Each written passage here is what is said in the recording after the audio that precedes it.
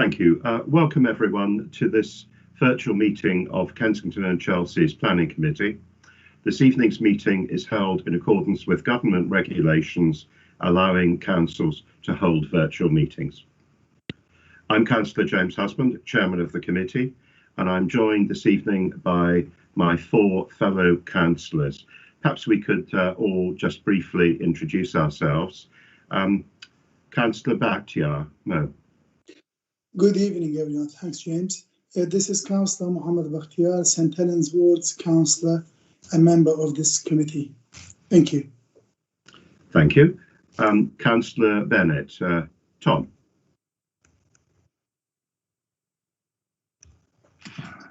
Yes, good evening, Chairman. Good evening, everyone. Councillor Tom Bennett here, Councillor for Redcliffe Ward. And nothing to declare. Yeah, no, get to that in a moment. Councillor Idris. Wala. Good evening, everyone. Councillor Wala Idris. I'm also a member of this committee, and I'm a councillor for Brompton and Handstown Ward. Good. And finally, Councillor O'Connor. Good evening, everyone. Charles O'Connor, Councillor for Holland Ward. Great. Thanks, Charles. So it will be the five of us who will be making the decisions on the applications before us this evening. We're also joined by a number of senior officers who will advise us. The presenting officers this evening will be Alison Long. Alison, would you like to just come up very briefly on screen so people can see? Good evening, Alison Long, Principal Planning Officer in the South Area team. Okay, thank you. And also Joe Whitworth. Joe? Thank you, Councillor. Yes, Joe Whitworth, Principal Planner in the Strategic Development team. Okay. And we're also joined by Martin Lomas, I think. Martin, are you there? Yes, good evening, Chairman. Good evening, everybody. Strategic Developments team leader. Okay. And also Lisa Chung, who's the Head of Development Management. Lisa? Thank you, Chairman. Lisa Chung, Head of Development Management. Okay, thank you. And finally, the officer team this evening is led by Amanda Reid, who is the Director of Planning and Place. Amanda, would you like to just to come up on screen and say hello? Good evening, Chairman. Good evening, committee, members of the public, and colleagues. My name's Amanda Reid. I am the Director of Planning and Place. Very good. Thank you so much indeed. Now, can I ask everybody, please, to stay on mute with their video off unless you're about to speak, because we've got an awful lot of people this evening on the call. Finally, before we get underway, I'd just like to remind everybody that all councillors have received the reports, representations, and also the addendum report, which has been circulated. Okay. So moving on to our agenda this evening, apologies for absence. There are none. All the members of the committee are indeed present. Can I ask, are there any declarations of interest? No, there are none. Are there any other declarations? No. Okay, thank you. The final item before we get underway is, can I ask that we consider the minutes of the Planning Committee that was held on the 12th of January. This was the meeting where we considered the application relating to the Sutton estate. Colleagues, are you content that we agree that these minutes are correct and we approve them? Agreed. Agreed. Agreed. Okay. Agreed. Thank you very much. Thank you very much indeed. Okay. Well, in that case, we can move on to the first of the two items of business that we have this evening, and that is the application relating to the Chelsea Farmers Market. And I think Alison Long is going to introduce that. So, Alison, when you're ready, please go ahead. Thank you, Chairman. The application site is located on the west side of Sydney Street, north of the junction with Kings Road, and is occupied by the Chelsea Farmers Market. Planning permission was granted in November 2017 for the demolition of the existing buildings on the site and the provision of a replacement mixed-use development comprising 59 residential units, commercial uses and associated works. This is one of 3 applications secured by a single legal agreement which contain the necessary planning obligations to enable the funding of works at the Royal Brompton Hospital. The site is located within the safeguarding zone for the proposed Crossrail 2 line, and a 15-year period for implementation until 2032 was attached. The current application seeks to amend this approved and extant planning permission under Section 73 of the Town and Country Planning Act. This has the effect of granting a new independent permission to carry out the development as previously approved, but subject to amended conditions. However, of particular note here is that in this context, the approved and extant planning permission is a material consideration which carries significant weight in the determination of the current application, and there have been no material changes in policy or circumstance since the grant of this planning permission. The changes proposed as part of this current application relate to 2 elements.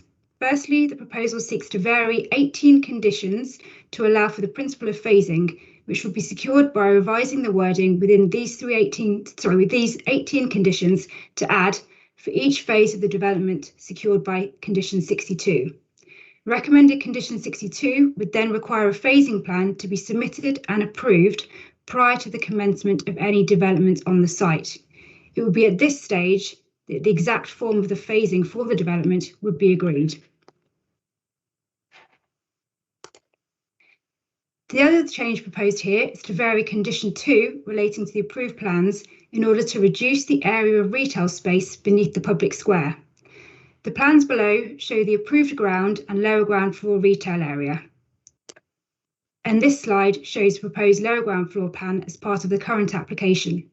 The area highlighted in green on the right side of the screen shows the proposed 135 square metre reduction in floor area. The final slide here shows the approved and proposed sections, with the area again highlighted in green, showing the proposed reduction in the retail floor space. No changes are proposed to the built form above ground level. The officer recommendation is to grant planning permission for the proposals, subject to the completion of the legal agreement to secure the recommended conditions in Section 10 of the report and the matters and contributions in Section 7. This includes the addition of a clause to the effect that if the permission is implemented, the land must be disposed of in a single transaction and not in phases. That concludes my presentation. Thank you. Okay, thank you very much indeed. Now, nobody's registered to speak for this application. So, colleagues, questions? Would anybody like to ask Alison Long any questions about this? No. Okay. In that case, can I just ask for a clarification? So, in terms of the proposed development, the alteration to the basement is the only actual difference from the previously approved scheme. Is that right? Can I just make sure that I've got that right? Yes, I can confirm that. So the area that's highlighted in green on the screen right now is the only change proposed. So there are no works above ground level. Okay. All right. And just finally, I think I've got the original report in front of me. I think the date for the legal agreement, I think we've said is the 30th of June. Is that right? Yes, that's correct. The addendum report revised the date for completion until the 30th of June. I've got a note of that. Good. Okay, that's very good. Councillor Idris, did you have a question? Yes, thank you, Chair. I have one question. It's in paragraph 2 of the summary, number 1 part. It says, and the creation of a new public accessible landscape space. I was just curious to know, do we know anything about the arrangement of the landscape area? Do we have any idea what are they planting? What are they putting in there? We don't at this stage. The conditions of the original 2016 permission have been recommended to be brought forward on this application, which would secure details of that. So that would be exactly the same as approved in the 2016. Okay, so we can't add or do anything to it, yeah. The conditions are attached, which require details to be submitted, and that would still remain as with the approved scheme. Okay, thank you. Thank you. Okay, Councillor Bennett. Tom. Yes, thank you, Chairman. I wasn't on the original case when this came to planning, so I'm catching up slightly. But am I right in saying that the part of the legal agreement was that the money should be spent on the hospital locally, the money from the sale of the land? So that's correct, yes. So the application was enabling development for works at the Royal Brompton Hospital. Right. So I'm just wondering, so now the hospital's merged with the trust, I believe, is merged with Guy's and St Thomas's. Does that mean the money can now be used in other sites in other boroughs, or does the legal agreement specify that it still has to be used locally? The provisions of the legal agreement, which we would secure as part of this application, would be the same as secured under the previous application. As I said, the only change would be for the addition of that extra clause, which would preclude the sale of the land in phases. Okay, and what's the, so apologies for sticking on this, but I just wonder how we're going to enforce that that money is spent on the Royal Brompton. As I said, the legal agreement requires the applicant, in this case, the Royal Brompton Hospital Trust, to create an account for the sales proceeds to go into, and they need to keep a record of the money that has been spent for the council to review. So it's very clear the provisions within the legal agreement, the wording of it would ensure that the money is only spent on works on the hospital. Okay, well that's clear. Thank you very much. Very good. Okay, if there are no other questions, I think we can probably move to make a decision.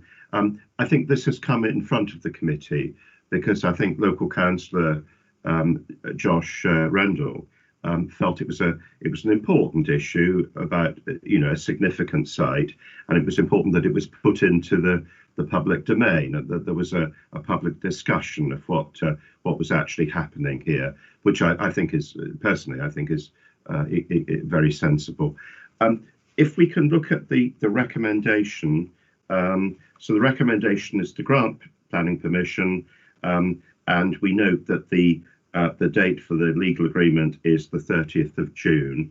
I'm going to go down the committee and ask if you're in favour of the recommendation or against. Sorry, can I ask one question, because my hand was raised, or am I not allowed to ask questions in this particular planning? I'm sorry, who's that? That's Carolyn.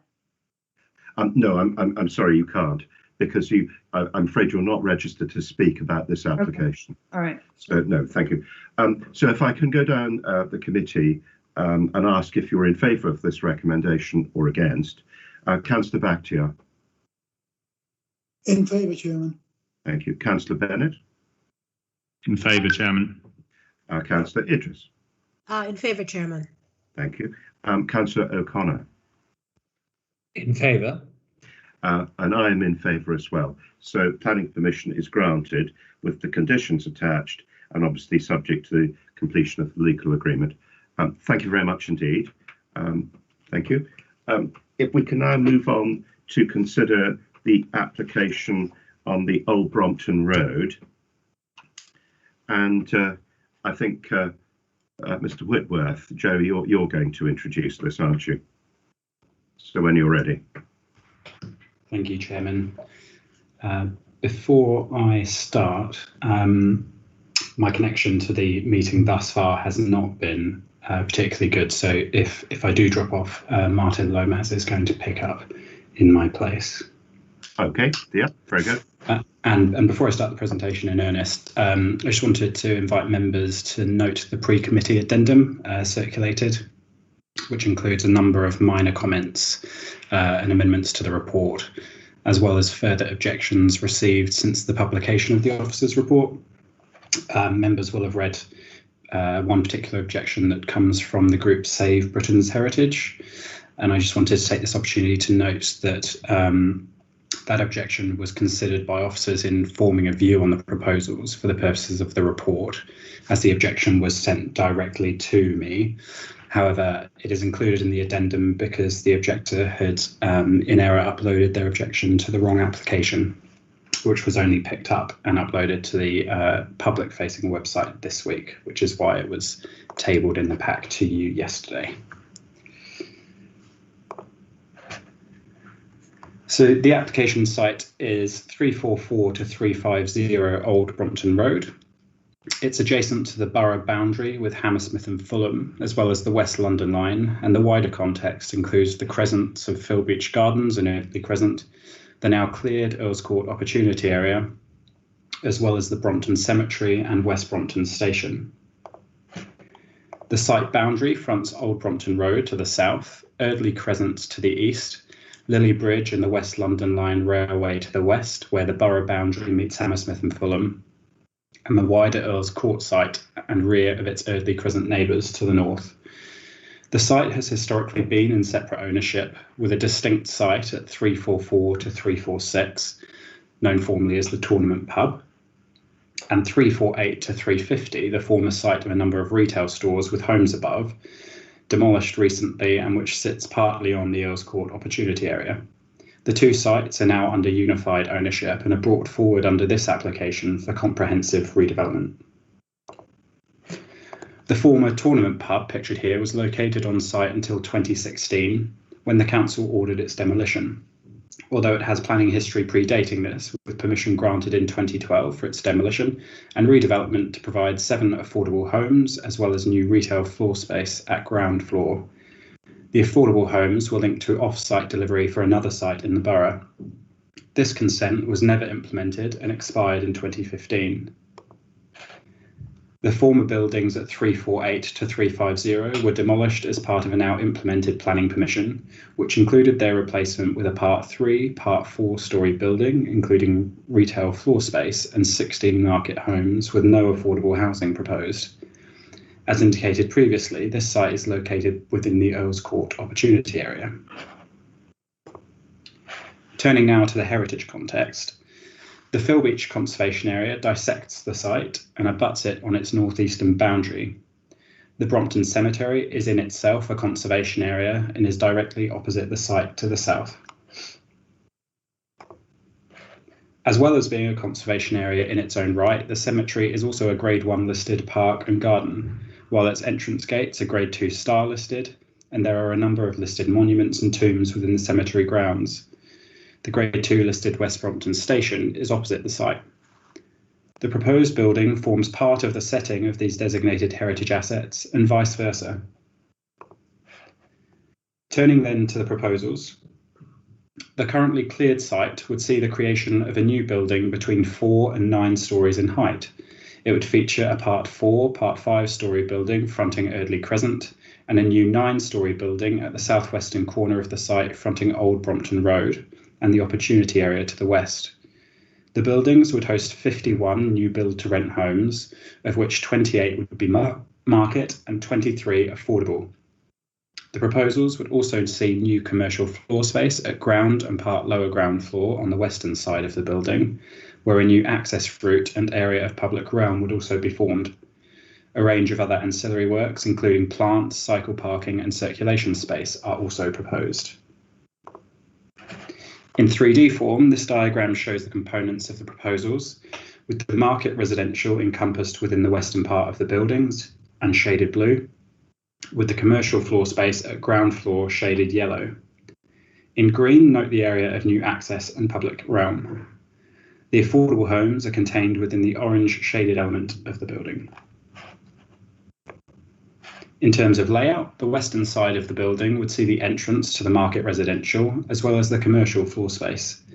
The affordable core would be accessed from Old Brompton Road, while a number of the affordable homes also have their own front doors onto Eardley Crescent. Turning now to some visuals and key townscape views of the proposals. Firstly, to understand how the new building relates to the old, this CGI shows the former line of the Tournament pub.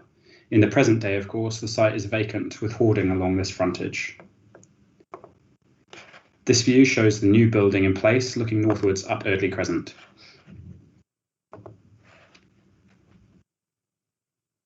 This view shows the building looking southwards back along Eardley Crescent.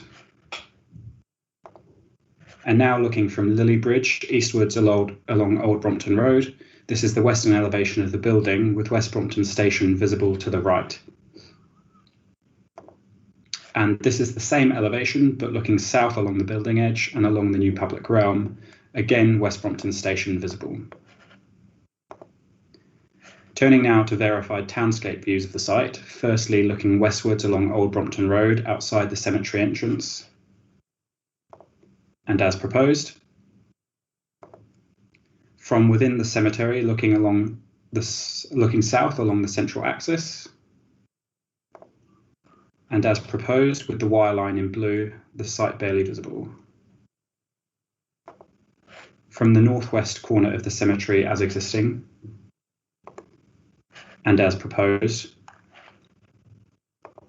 Now looking southwards along Eardley Crescent from its northern end, and as proposed. Now at Eardley Crescent's southern end as existing, and as proposed.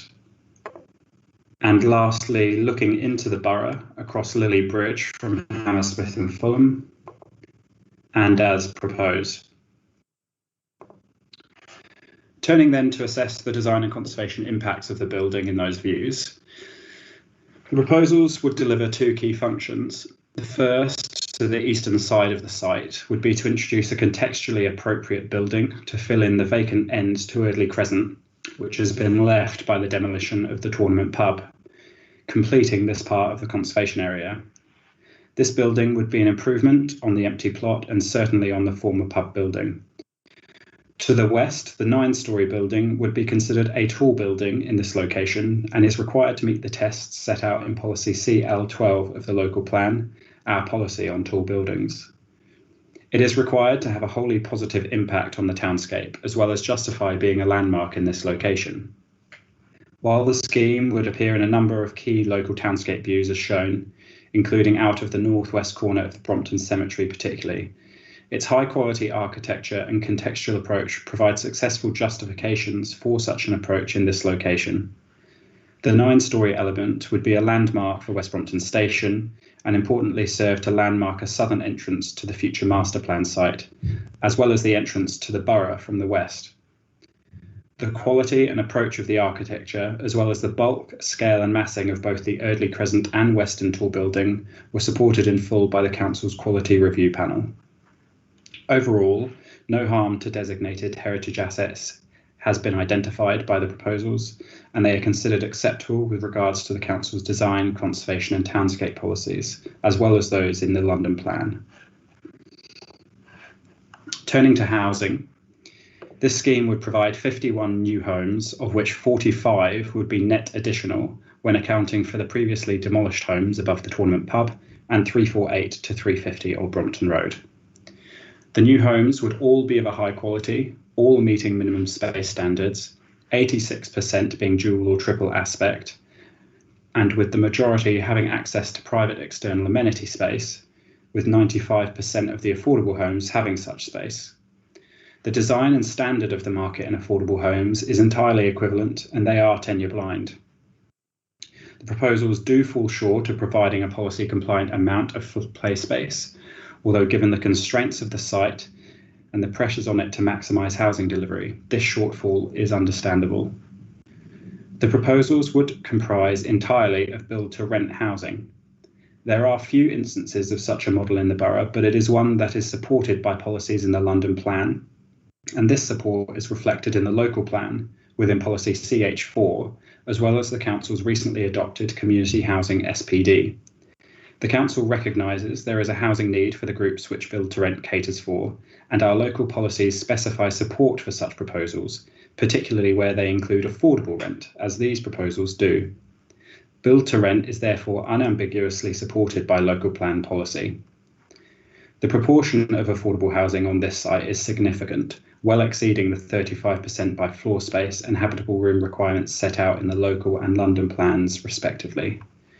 The new affordable homes would be genuinely affordable, with 7 of the 21 provided at discounted London living rent, falling below the lowest benchmark ward levels in the borough, and 5 at London living rent, capped at the lowest benchmark ward levels. The proposals would also include 11 discounted market rent homes, providing a range of rents, all at genuinely affordable levels, and to support a range of income levels. Overall, the housing offer is strongly supported by the development plan and brings with it significant public benefits. Turning now to living conditions. It's important to bear in mind that while the site is currently cleared, there have historically been buildings. The council has also consented development on the site previously, of up to 4 stories in height, and the Earls Court master plan has consent for development immediately to the rear of the Eardley Crescent properties. The current access to daylight and sunlight is therefore not a realistic baseline. The applicant assessed the daylight and sunlight impacts on a range of scenarios, including the existing versus the proposed, the pre-existing versus the proposed, and the consented versus the proposed. The results showed that proposals were largely comparable to the consented scheme, although there were some instances where reductions were in excess of that. However, these losses would not materially worsen the living conditions of those residents, which is the policy test required by policy CR5 of the local plan. The proposals have also been compared to other locations in the borough, including the neighbouring Kempsford Gardens. For both daylight and sunlight, the proposals are comparative to this contextual analysis and in some cases exceed the average retained levels. Overall, in terms of daylight and sunlight, the proposals would retain levels that are commensurate with such an urban central London location. In terms of built form, the building responds appropriately to its neighbours, stepping down in height as it approaches the boundary with the Eardley Crescent properties, and while openness would clearly be reduced given the site is currently vacant, this would not lead to a harmful increase in enclosure. Again, the policy test required by policy CL5. While some level of mutual overlooking would occur, this is no different to a typical rear-facing street pattern, and reasonable levels of privacy would be maintained between the new building and its neighbours. With regards to transport, the proposals would be car-free with policy-compliant levels of cycle parking for residents and visitors, and the proposals have also developed a suitable servicing strategy, as well as an appropriate methodology to manage construction traffic, both of which we propose to secure final details of by condition. The proposals would comply with the relevant environmental and climate change requirements of the development plan, including being air quality neutral and meeting relevant air quality objectives. The proposals would also deliver on-site carbon reduction in accordance with relevant targets and offsetting the remainder through a contribution to the Carbon Offset Fund. The buildings include sustainability features, including solar panels, a centralised heat network delivered through air source heat pumps, as well as energy efficiency metering and on-site sustainable drainage systems.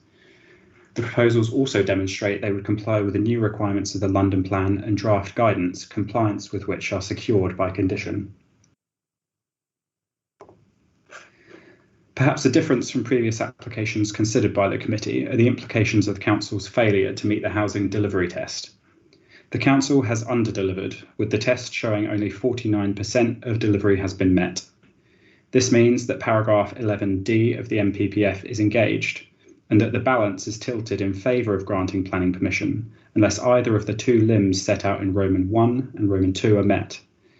In this case, with regards to Roman 1, there is not a clear reason to refuse the development with regards to protected areas or assets, given the conclusions set out in the committee report and in this presentation, nor are there any adverse effects of granting permission identified. In practice, it means that the presumption in favour of development is engaged and the tilted balance must be applied unless one of the limbs are met. To conclude, the proposals include a significant amount of new build to rent housing, a form of housing actively supported by development plan policies, and include 49% affordable housing by habitable room at genuinely affordable rents. The housing is a significant public benefit, particularly in light of the results of the housing delivery test, as I've just set out. There has been no harm identified to designated heritage assets. The proposals are of a high architectural quality and are supported by relevant policies of the development plan. The living conditions of residents are not materially worsened. The proposals are car-free, encourage sustainable travel, and would not have an impact on the safety or efficiency of the transport network. And the proposals have strong sustainability credentials and comply with relevant environmental policies. For this application, the public benefits include, but are not limited to, the optimisation of the site for 51 new high-quality homes, a significant proportion of which are affordable, the securing of financial and non-financial obligations, the introduction of new flexible and high-quality commercial floor space in a location supported by the Earls Court SPD, the high-quality architecture of the building and the repair of the townscape by infilling the former tournament pub, and crucially, the optimisation of this brownfield site. Therefore, the application complies with the development plan when taken as a whole and carries with it significant public benefits, which would be secured through a legal agreement between the council and the applicant, the terms of which are set out in detail in the report. That concludes the presentation, Chairman. Very good. Thank you. Okay, so we now move on to the speakers. Now, a lot of people have registered to speak. So I would like everyone, please. Sir, can you move her? I would like everyone, please, to remember that everyone's been given an indication of timescales, and if I could just say in advance, please, if you speak for a long time, it means that somebody after you in the speaking order may end up having less time. Just for members of the public listening, actually I've agreed just shortly before the meeting to actually increase the speaker time a little bit, because I recognise this is an important application and it's a significant matter, and it's important that people are able to make their opinions heard. So the way that we do this is that the registered speakers, we take the objectors first, then we move on to the applicant team, and then after that, we actually, members of the committee can ask people questions. Anne Wright, Anne, do you have a question? Yes, thank you, Chairman. I just would like to let you know that I've agreed to call one of the objectors from the meeting, an Anne Kutek. So I'm going to do that now if you hear anything in the background. Yes, perhaps if you can put yourself on mute while you get Mrs. Kutek on the line, but that's good. So the way we'll do this is we will start off, actually unusually, all three councillors for Earls Court have registered to speak. Unknown participant is now joining. Your microphone. Unknown participant is now exiting. Anne, I think you're on mute now, yeah? Okay, so the first speaker I'm going to call is Councillor Adurian. So Hamish, when you're ready, please go ahead, and you've got up to 2 minutes as a ward councillor to speak. Hamish. Thank you, Chairman.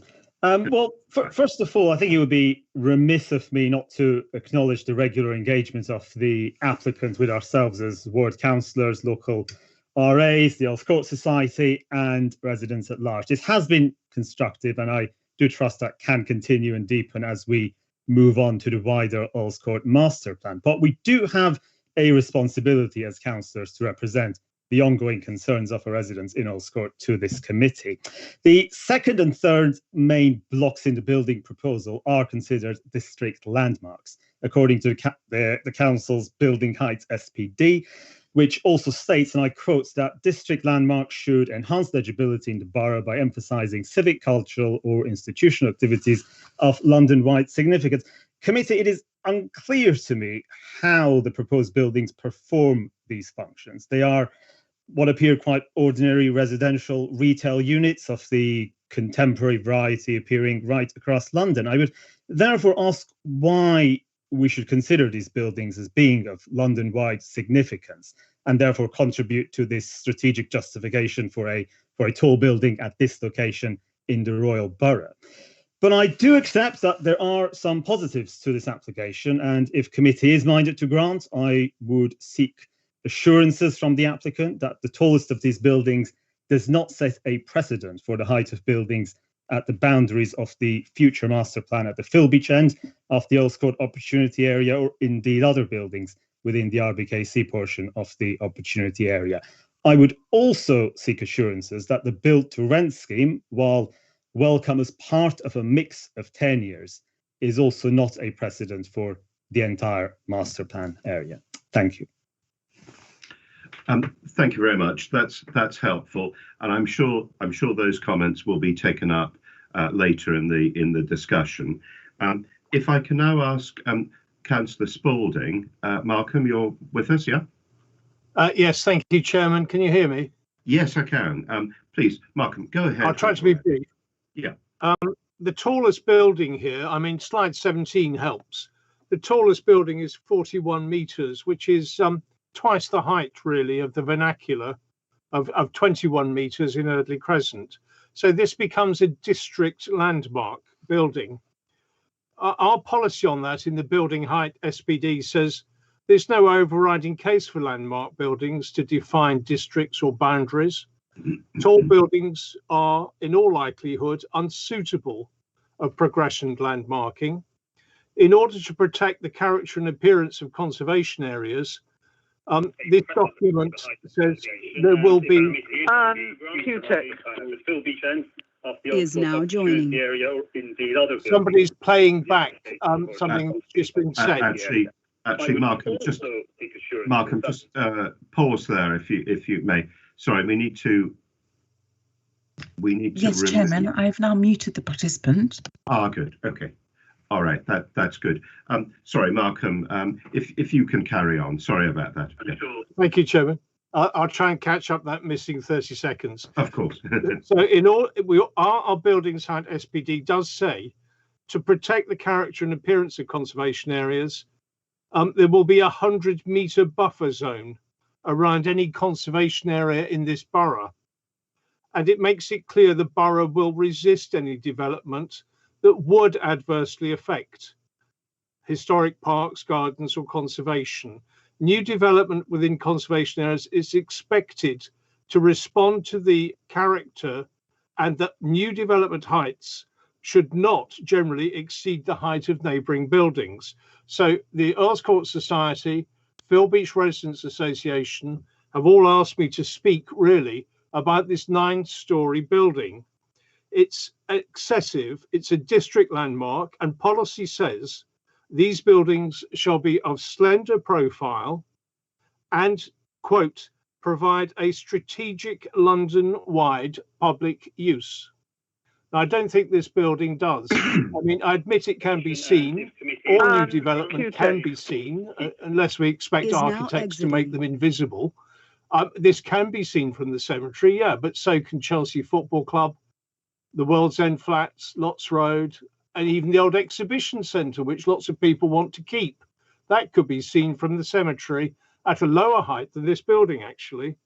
So I think the committee, I mean, with all respect, has to balance that harm against the 23 units of affordable housing, which will be earmarked for key workers like nurses, NHS, doctors, teachers, emergency services, and so on. And I think it's a difficult balance between the two. The harm of this very high building compared with the benefit of the affordable rental housing. If you are minded to grant, Chairman, I've got a couple of conditions, but I'll cease there. Thank you. Okay, thank you very much indeed. Thank you. And Councillor Wade, Linda, you're on the line, yes? Yes, I am. Yeah, Linda, please go ahead when you're ready. I object to the height scale massing, the quality of the housing provided for future residents, the use of segregated communal facilities, the disability access to the building from Old Brompton Road, waste disposal and storage, the poor quality amenity space, the harm to the architectural, historic and heritage value of the immediate area. This application has failed to provide a child density study, thermal assessment study to demonstrate the viability of the amenity space, fails on the urban greening factor, hasn't provided a designing out crime report. I understand the bike racks will be removed to accommodate the access route to the larger development site. I found the resident consultation has been a series of presentations that has not demonstrated any real changes to the plan. The officer's report has not referred to the objections from the Garden Trust, London Borough of Hammersmith and Fulham comments on road usage, the comments from TfL, and the design review panel on the quality of the accommodation for future residents. In conclusion, the officer's report refers to Earls Court Exhibition Centre site. Delancey have not come forward with their new master plan. The revised wording of clause D9 of the London Plan on tall buildings will require RBKC to come forward with a revised local plan identifying areas of the borough that will be suitable for tall buildings, and this site would qualify as a highly sensitive site and require a new SPD for the site required. I would ask that the condition is imposed that if this is granted, that the triangle treatment on the Old Brompton Road is enabled prior to work commencement due to risk. Thank you. Okay. Thank you very much indeed. Thank you very much indeed, Councillor Wade. We now move on to excuse me, members of the public who've registered to speak. Now, I know there are quite a lot of people have registered, and I think several people have agreed that they will share the time. What I'm going to do is that I'm going to start with a couple of speakers from the Kensington Society, and then we will move on to several speakers who I think will address heritage concerns, and then we will, if we have enough time, there'll be an opportunity for a couple of other people to speak. I should just say that if you aren't able to speak, members of the committee have got the full list of everyone who's registered, and it may be that you will be asked a question and you will have an opportunity to speak, even if it turns out we sort of run out of time. Okay, so I hope that makes sense. So I'm going to start by asking Amanda Frame to begin. Chairman. Yeah, sorry. Chairman, I'm very sorry to interrupt. It's the legal officer here. Laura, do you mind if we just, do you mind if you just confirm the total number of minutes that the objectors are going to have? Because the councillors have already had 2 minutes each, and we have to make sure that the applicant team has the same amount of time. Yes. So, yeah, can you just confirm how many minutes the objectors I'm going to allow members of the public to have 8 minutes. Now, obviously, the applicant team clearly have up to the same amount of time. So it's the 6 minutes that our 3 Earls Court councillors have taken, plus the 8. So the applicant team clearly are entitled to have up to the same amount of time. And I'll check that, obviously. Okay. Okay, thank you. Thank you. Very good. So if I can please call Amanda Frame. Amanda, would you like to start the ball rolling? Yes, thank you very much. We're speaking tonight both for the Kensington Society as well as the Friends of Brompton Cemetery. Representatives of the cemetery are available to answer questions if you would like to afterwards. The Society supports the needs for more housing in this borough, in particular social housing, and oppose the loss of HMOs and amalgamations. But we back the over 400 local residents who have opposed this application. We also support the planning process. We work actively with the council in consulting on planning matters and developing planning policy changes. Brompton Cemetery is first and foremost a working cemetery. It is managed by the Royal Parks, who have submitted their own objections. QTech is now joining. Sorry, Amanda. If we can just pause for a second. That's okay. Yeah. Anne or Tom in governance, can we please try and remove there's a line that keeps coming up as interference. Yes, sorry, Chairman. That's one of the objectors connecting by telephone. Hopefully that will be the end of it now. Okay. Can we just make sure that because it can be difficult to hear when there's somebody else coming in on the call. Yeah. Okay. All right. Good. Amanda, sorry, apologise for that. Okay. Please go ahead and obviously add on a bit of time. QTech is now exiting. Well, she's exited, so let's see if that stays. Okay, thank you. Okay, the Brompton Cemetery is first and foremost a working cemetery. It's managed by the Royal Parks, and it is neither a recreation space nor a park space. There are 5 conservation areas either adjoining or close by, and the cemetery is grade 1 listed, and there are over 27 grade 2 and 2 star structures. Erdley Crescent building is as proposed, is a 6+ floor plus basement building, not as presented a 4-story building. A 34.5 meter tall tower, much taller than a standard building of 9 stories, which would be most likely 27 meters, at 22,800 cubic feet in volume and 2.5 times that of the previous consent, is an increase in height, bulk, and massing. Mr. Whitworth has noted that the local plan does require density development to be optimized. But what he has not stressed is the rest of CL1C, and that is that optimizing must be sensitive to its context. The use of the road as both entrances to 350, and the construction access road to the entire site is unacceptable. A 2.5 times taller building in height in an area is not sensitive, it's greedy. And it will set a very, very dangerous precedent for the future. There are 11 reasons for the refusal of this application. I can state them later, but and then there's both the Mayor of London's D&I and the Secretary of State's direction, on which Michael will expand. The need for more housing must not be at the expense of our townscape. One policy cannot trump all other policies, which has been written in to protect just what this proposal will destroy. If allowed, the floodgates will open for taller, denser, and meaner development. Over to Michael. Okay, thank you. Yes, Michael Bach. Michael, would you like to go ahead? And we're up at about 3 minutes in at the moment, so please go ahead. I think you should be aware, first of all, that many of the people listed are not going to be speaking. Yes, I know that. So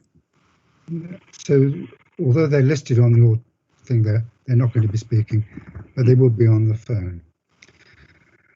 This is supposed to be a short presentation, and I'm going to flag up the issues, but please, councillors, will you please ask questions if you require clarification. I'm going to cover the relationship to this Earls Court site, tall buildings, impact on conservation areas, housing mix, and parking and play space.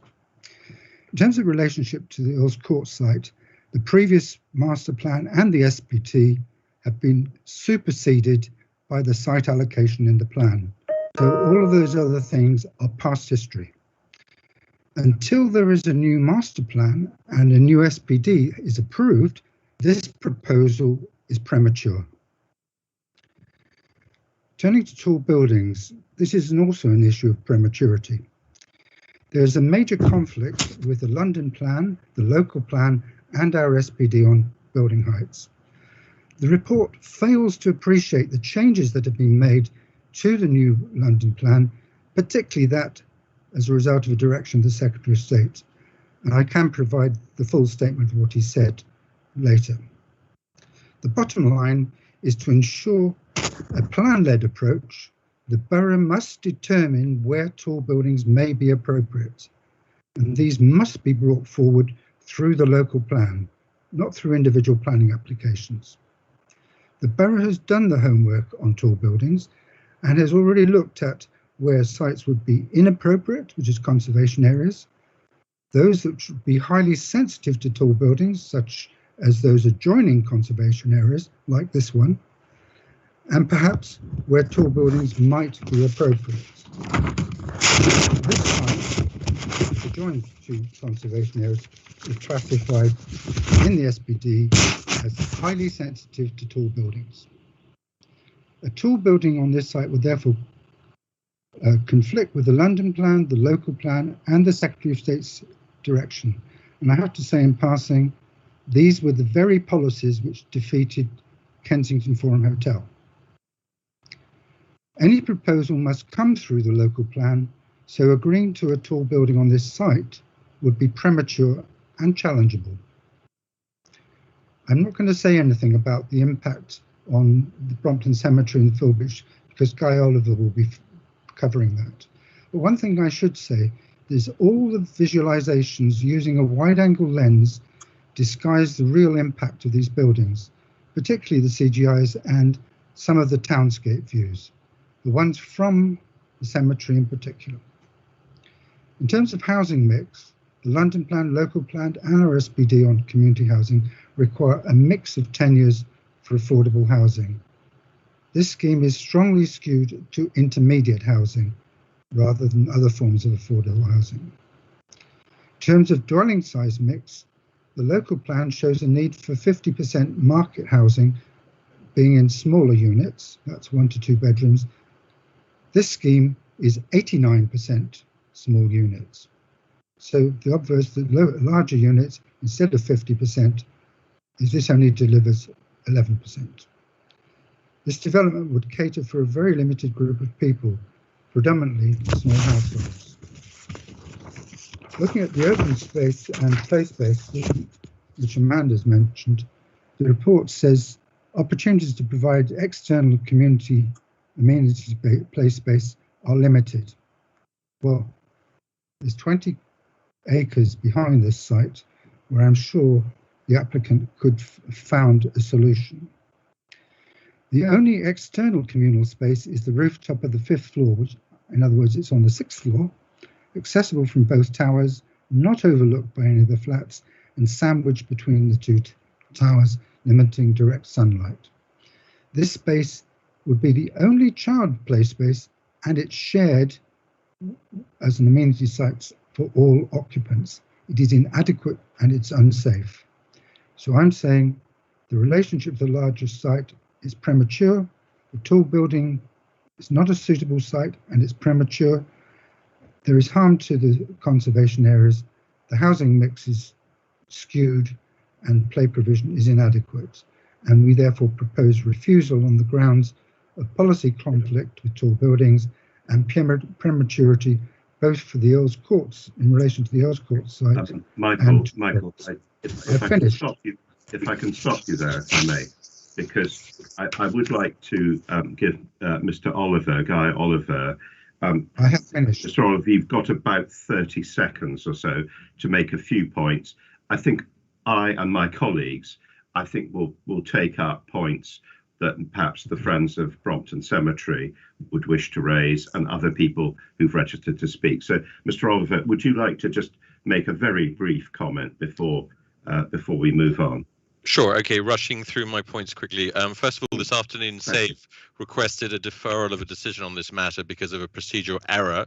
I'm a trustee of SAVE and a local resident. The letter of objection that they gave on the 16th of March was not submitted or uploaded to the planning portal until the 27th of April. That was 2 days ago.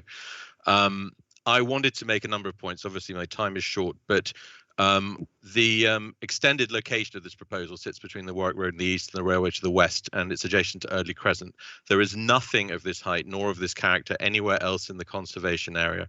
Whilst it might be appropriate somewhere else, here it is an anathema. Adopted policy CL12 states that tall buildings in this area should be exceptionally rare in the borough's townscape of predominantly low to medium rise development and will remain very occasional features. Because of their visibility, the location and use of district landmarks must be significant to the borough as a whole. Given that the anticipated development of the site behind will include a large number of towers and the recent planning precedent of the canyons of widely disliked towers on the nearby old home base site, this will not be a rare feature and certainly not of significance to the borough as a whole. The report talks of a gateway landmark. Does the council really want to define a gateway landmark as a 9-storey block of flats? This proposal will erode the essential identity and character of this special historic area and must be refused. Okay, thank you very much indeed. Thank you. Thank you. If I can just say to others who've registered to speak, as I mentioned, myself, my colleagues, we will probably pick up on several of the points raised, so there may be an opportunity, in fact, for you to speak. If I can now move on to the applicant team, and Mr. Watt, are you going to lead off for the applicant team? Good evening. Yes, I will be. Yes, please. Yes. Okay. So when you're ready, obviously you've got quite a lot of time. And I don't know if you want to introduce the people who are going to speak on your behalf. I think yourself and Mr. Pilbrow, the architect, is that right? Yes, that's correct, Chair. It would just be myself and Fred Pilbrow speaking this evening, but we have a full team here who have been registered in case the sort of committee have any sort of specific questions which we would like to raise. No, that's helpful. Thank you. So please, whenever you're ready, you and Mr. Pilbrow, go ahead. Thank you very much indeed, and good evening, everybody. And so my name is Nathan Watt. I'm the Development Director representing the applicant, which is the Earls Court Partnership Limited. And thank you very much indeed for the opportunity to address the committee this evening.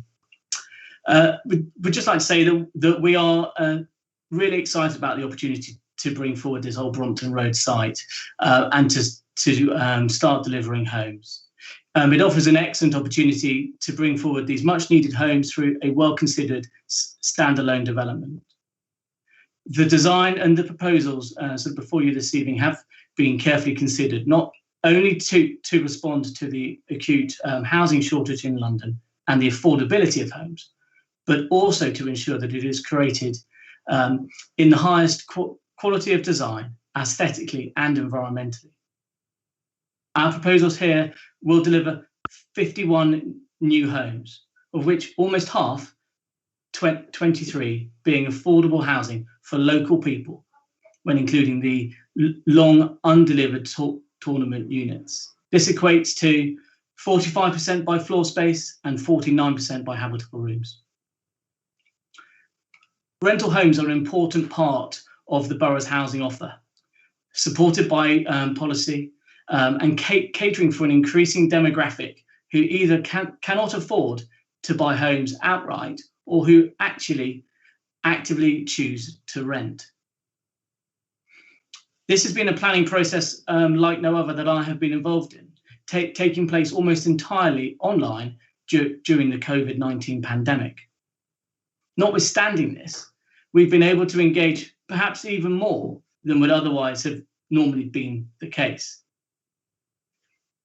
We take public engagement very seriously, and I've personally attended over 50 dedicated resident, stakeholder, or community discussions about these proposals, as well as a virtual public exhibition event. Indeed, some 24,000 flyers informing people about the emerging proposals have been distributed, and we've had more than 5,500 views on our consultation website. This has helped shape and directly inform the proposals in front of you tonight. We've taken into account a wide range of factors and influences, and we feel this is an appropriate scheme for the site. we have strived to bring forward a sustainable and design-led development that is of the highest quality and aligns with planning policy and the delivery aspirations of the Earls Court Partnership Limited. Thank you very much indeed, and I will now pass over to Fred. Thank you, Nathan, and thank you, Chair, for the opportunity to discuss our architectural proposals. I'm Fred Pilbrow of Pilbrow & Partners Architects. Much of our work is located in sensitive urban environments and involves working with listed buildings, and we seek to learn from the qualities of the historic city to inform our architectural approach. 344 to 350 Old Brompton Road has a complex site, partly within the Phil Beach Conservation Area and partly within the Earls Court Opportunity Area. Our design addresses both contexts, with a lower wing of accommodation on Erdley Crescent that heals this important edge to the conservation area, and a taller wing facing West Brompton Station, which marks this gateway to Earls Court. Both halves of the site have an important relationship to the Grade 1 listed Brompton Cemetery, and we've had detailed engagement here with Historic England, who are supportive of our proposals. The architecture learns from its setting. We're making a good Kensington residential building, well scaled, well detailed, with high quality natural materials that will age well. An Erdley Crescent, a 6-storey wing, provides a scale transition from the 4-storey terraces along the crescent to a larger building facing the main road. This bookending of the terrace is very characteristic of the locality. You'll find similar examples at Gloucester Road, where it meets the Old Brompton Road, or at Coleherne Road, where it meets Redcliffe Square. The Erdley Crescent elevation reflects the architectural vocabulary of the street. Fine, pale buff brickwork, flat brick arches, a clear delineation of base, body and attic.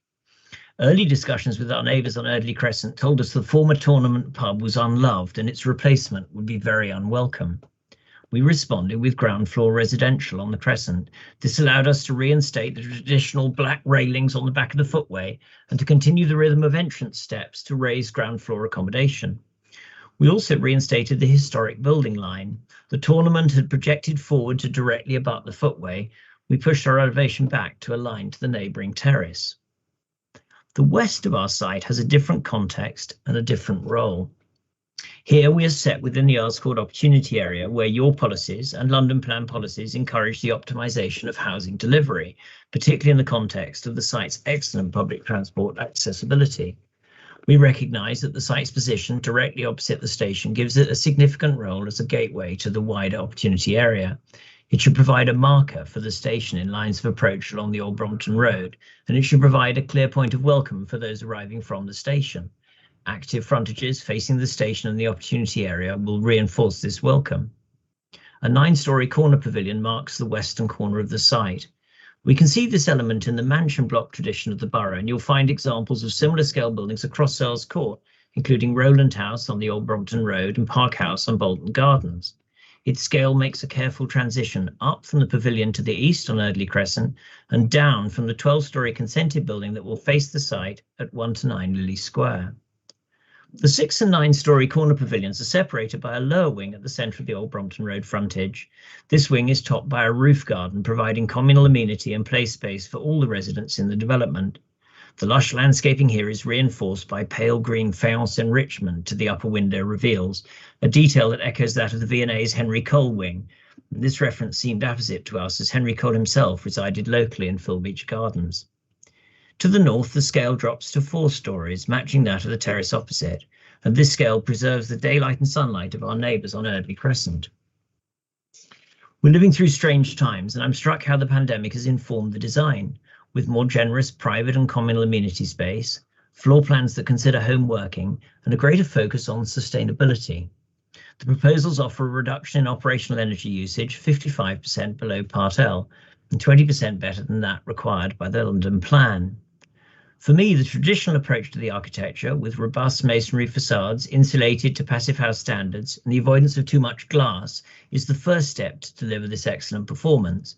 These measures alone reduce our energy usage by over 11%, and again in excess of London Plan targets.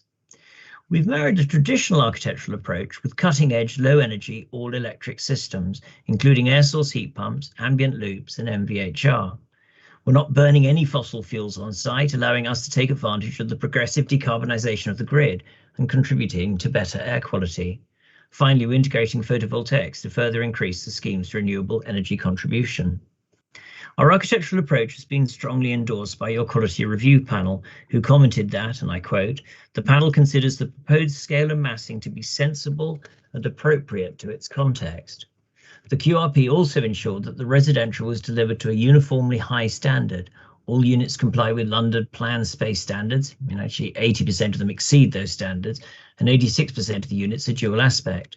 With no north-facing units, tall ceiling heights, and 95% of the affordable and 68% of the build-to-rent market units have their own private amenity space. And this amenity space is particularly generous for the family-sized affordable units. Now, in some cases where balconies would have overlooked our neighbours, we've judged their provision as inappropriate. In the majority of these cases, we're oversizing the units to compensate. The building's 2 cores serve small clusters of apartments on each floor to a maximum of 6 per floor. The affordable to the east enjoys standards of accommodation that are equal to or exceed those of the market accommodation to the west. The pandemic also forced us to innovate about consultation. How do we engage with our neighbours during lockdown? The end result, including the extensive use of video conferencing, has been hugely valuable. In my professional experience, I've never had the opportunity to engage more widely or in such detail as on this project. I've attended more than 50-hour-long sessions with elected members, amenity societies and community groups, and their feedback has helped shape the design. Whilst I recognise that inevitably any proposal for change will incur objection, I'm confident we've struck the right balance between meeting your policy objectives, particularly for affordable housing, while preserving the special quality of the site's sensitive context. Your planning officers concur, stating, and I quote, "Overall, you've achieved a scheme of high architectural quality that, despite having to perform a dual function, given its varying contexts, does well in terms of scale, massing, and design to respond to these contexts and characters." So, in conclusion, the proposals offer the end to a decade's planning blight and the repair of this unsightly scar to the edge of the Phil Beach Conservation Area. The provision of 51 new homes, 23 of which will be affordable, and a design endorsed by Historic England, the GLA, your quality review panel, and your officers. I urge you to support the proposals. Thank you.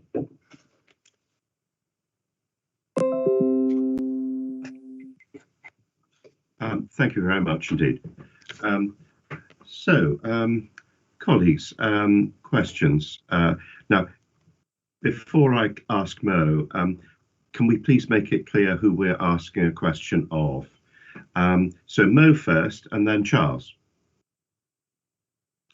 Thank you, Chairman. Well, if you allow me, I will ask the applicant 2 questions and 2 or 3 to the objectors. Of course. Thank you. Well, first question to the applicant is why we haven't got any social housing on site. And the second question is service charges. Service charges is a big issue in this kind of buildings. When you have a mixture of affordable, where I personally prefer affordable and social mixed along with other flats, other dwellings, other housing units. We don't have them right now. This is a question for you. So what's the service charge in here? Roughly, how much are we talking about? Thank you very much indeed for your question. If that's okay, Chair, I'll reply. I would like to pass this question on to Claire Dickinson, our Affordable Housing Advisor, who's on the line this evening. Hello, I'm Claire. Nice to meet you all. Dealing with your first question, why no social housing? This is a build-to-rent scheme. Because it's a build-to-rent scheme, it's dealt with through specific policies. That's set out explicitly in your own planning policy documents, including the Community Housing SPD, which refers to the London Plan Policy H11. Policy H11 specifies the type of affordable housing that's provided as part of a build-to-rent scheme, and that specifies that that's discount market rent, and that at least 30% of those homes need to be at London Living Rent, which in your borough is Notting Hill ward based. We're actually delivering just over 50% of our homes at that lower rent level. and the remainder need to be at a range of rents. So we're complying with very specific policies in relation to build to rent. Those policies are in existence because it's recognised how important it is to encourage the build to rent sector across London, and the importance of that to enabling lights on housing and to meeting different housing needs. So we're fully policy compliant in terms of our tenure. Your other question was in relation to service charges. Our service charges are included already in the London living rent and the discounted market rents. So for the affordable residents, that's already taken account of. We haven't got specific service charges at the moment, but the opportunity to be able to have a single core to be able to access the discount market rent properties has meant that we're going to be able to keep those down to a minimum, but they are also included in the rent levels. Well, one final question for the applicant is waste. One of the objectors mentioned something. Waste. Do you have designated area to deal with waste on site? How are you dealing with that? Thank you. Yes, we do. And in the first instance, Fred, maybe you would like to add a bit more colour to that response. Thanks, Nathan. Yes, indeed. We have refuse storage at basement level for the development, and it will be a building management function to bring the 8 Eurobins up for collection at agreed times twice weekly. And there is a designated space reserved on the Old Brompton Road frontage where those bins will be collected, and then the management will bring them back down to their basement bins. Those are the residential bins. The commercial bins will be collected from the new public realm, the space to the west of the development. We've looked in detail with your highways officers at those arrangements, and they support them. It's important to say that we maintain a clear 3-metre footway even when the bins are there. They won't be there much of the time, but when they are there, there is still a clear footway, and that compares with 2.1 clear footway in the previous condition. Thank you. I hope that answers your question. Thank you. Now, my questions to the objectors, and you are free, whoever wants to answer them. I have 3 questions. One of them is, most of the objectors were concerned about the height, 9-story, which is roughly 34, 35 meters high. If the application was granted tonight, do you think there is what are the routes, what are the possibilities the Secretary of State could do in this instance? Can I ask that Michael, who really doesn't actually, the best would be Henry Peterson. Henry, you're online? Henry? Yes, if yes. You can hear me. Henry, you've had huge experience in D9, particularly with what you're dealing with in the north of the borough with Oaks and so forth. Can you explain the situation in terms of what D9 has done? I think what is significant is that I haven't heard an explanation as to how this application would comply with D9. The change to D9 is very recent. It happened in December. That would have been after all the design work had been done, the consultation had happened, and the pre-application advice given. I think it has taken a lot of people in surprise. There was a session between barristers Landmark Chambers and Pinsent Mayton on the implications for tall buildings across London.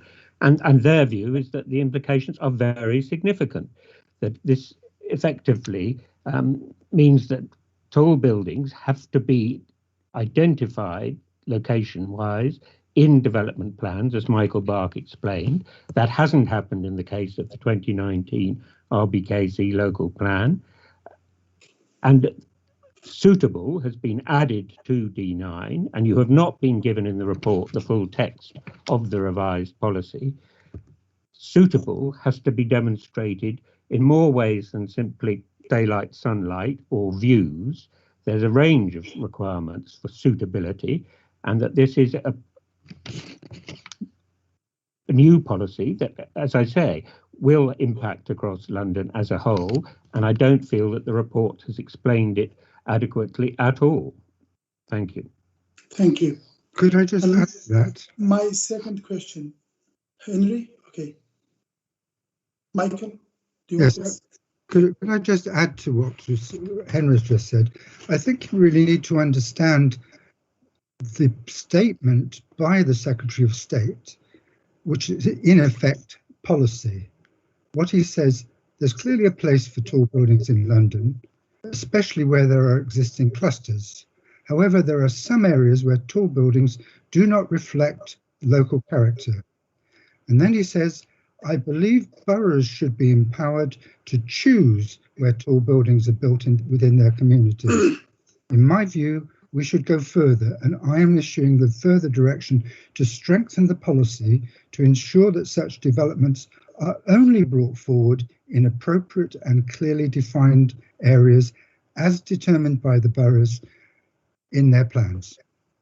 Now, we have not yet done that in the local plan, and all new development of this sort needs to be plan-led, and that means it's premature for tall building on this site. Thank you. Thank you. Second question. Mo, you had a couple of further questions, so please go ahead. Okay. Yes. The housing mix issue in here.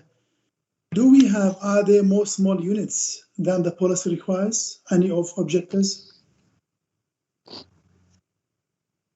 I'd like to answer that, Mo, for you. My problem is getting my exact exact numbers up.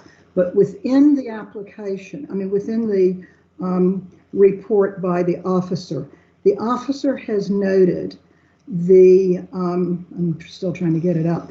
He talks about SHMA, and that's actually a requirement in terms of what.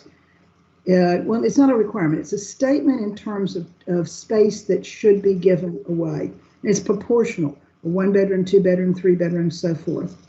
And what has happened here is that I'm just trying to pull the housing mix. What they have said, and that strategic housing market assessment, which is SHMA, actually says that 50% of the market housing should be small units. That's 1 to 2 bedrooms. Whereas this scheme has 84% small units, 9 of which I believe are studios. While the proportion is larger for 3 to more units, for SHMA, which should be approximately 50%. This scheme only delivers 11% of the larger units, playing very much to the small rental unit, not families. The report in paragraph 7.8 acknowledges this divulgence and also gives no reason for varying from it. As a result, the development would cater very much to a limited group of people, predominantly small households, and none in need of genuine affordable housing. It's contrary to policy. Thank you. May I ask my final question, Chairman? Yes, of course. Yeah. Thank you. Now, the other issue is in the application, we have the child play space and amenity spaces. Do you see there is a problem with that? Yes. Where it's located? I think Amanda and myself would like that. It's Councillor Wade. I think that the pandemic has shown everybody that there's an enormous value placed on space. I think that if you look at 51 units, I think there's been an underrepresentation of how many children there will be in this building. I think that the fact that they haven't come forward with a child density study is a concern, because you can't design a space just for under 5s. You can't presume that the Brompton Cemetery, which is an active cemetery, is an appropriate place for child play activity. It's a place that people might walk through, might cycle through, but it's not actually a place that is designed for play. In fact, there was an initiative a number of years ago to investigate whether or not child play facilities could be developed there, and it was effectively discarded because parents didn't want to play with their children in a cemetery. So I think there's some presumptions. And I think that if you're building now, you should be building for lifetime homes. Therefore, they're going to be children over 5. And as some of the units are larger, you might have a number of children of different ages and want to have them play in the same area. And I think Amanda would like to say something. I would, Linda. Thank you very much. I think the most important thing in here is that the play space is actually, I think it's on the 5th floor. It's accessible by both towers. Both towers can reach this space. It is also, it's shared. There's this kind of slip in. This is sold as being 82 square meters of play space. Play space. It's actually 67.5 after you take out the hedges on the side that actually protect the side of the building. And that is sold as being the children's play space. Later on, it's also sold as being the only outside amenity space for this development. So you're taking the child space and mingling it, it's lower than it should be, and you're mingling it with the rest of the site completely. And everybody, and I figured out exactly how many people could live in this, 147 people could live in here. And you're giving them a space that is lower, and Mr. Whitworth acknowledges it's lower than the quality, the space that is allowed. Yes, it is. This is a 20-acre site. Give the people who live in this building space to be outside. Don't rob a cemetery. Give it to them. Chair, might I respond to that point? Amanda, if you don't mind, please, I think we need to stop there because we've got colleagues who want to ask questions as well. So if I can move on, I think Charles was next. So Councillor O'Connor, did you have a question? Yeah. Yes, I do. I'm afraid I've got 4, but I'll sort of canter through them. First of all, thank you very much indeed. The questions are to the applicants, and thank you both to the objectors and the applicants for your presentations this evening. They're very helpful.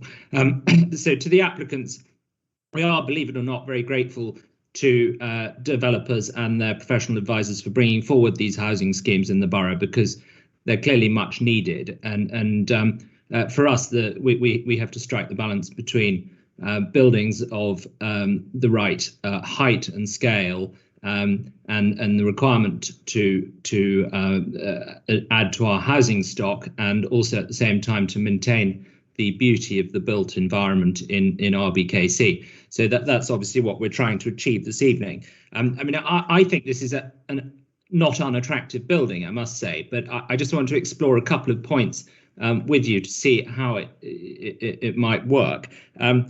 One is, how many units are there in the taller tower? I think the 9-story tower, between floors, is it 6 and 9? So the additional floors over and above the I think the 5-story tower next door, if I've understood correctly.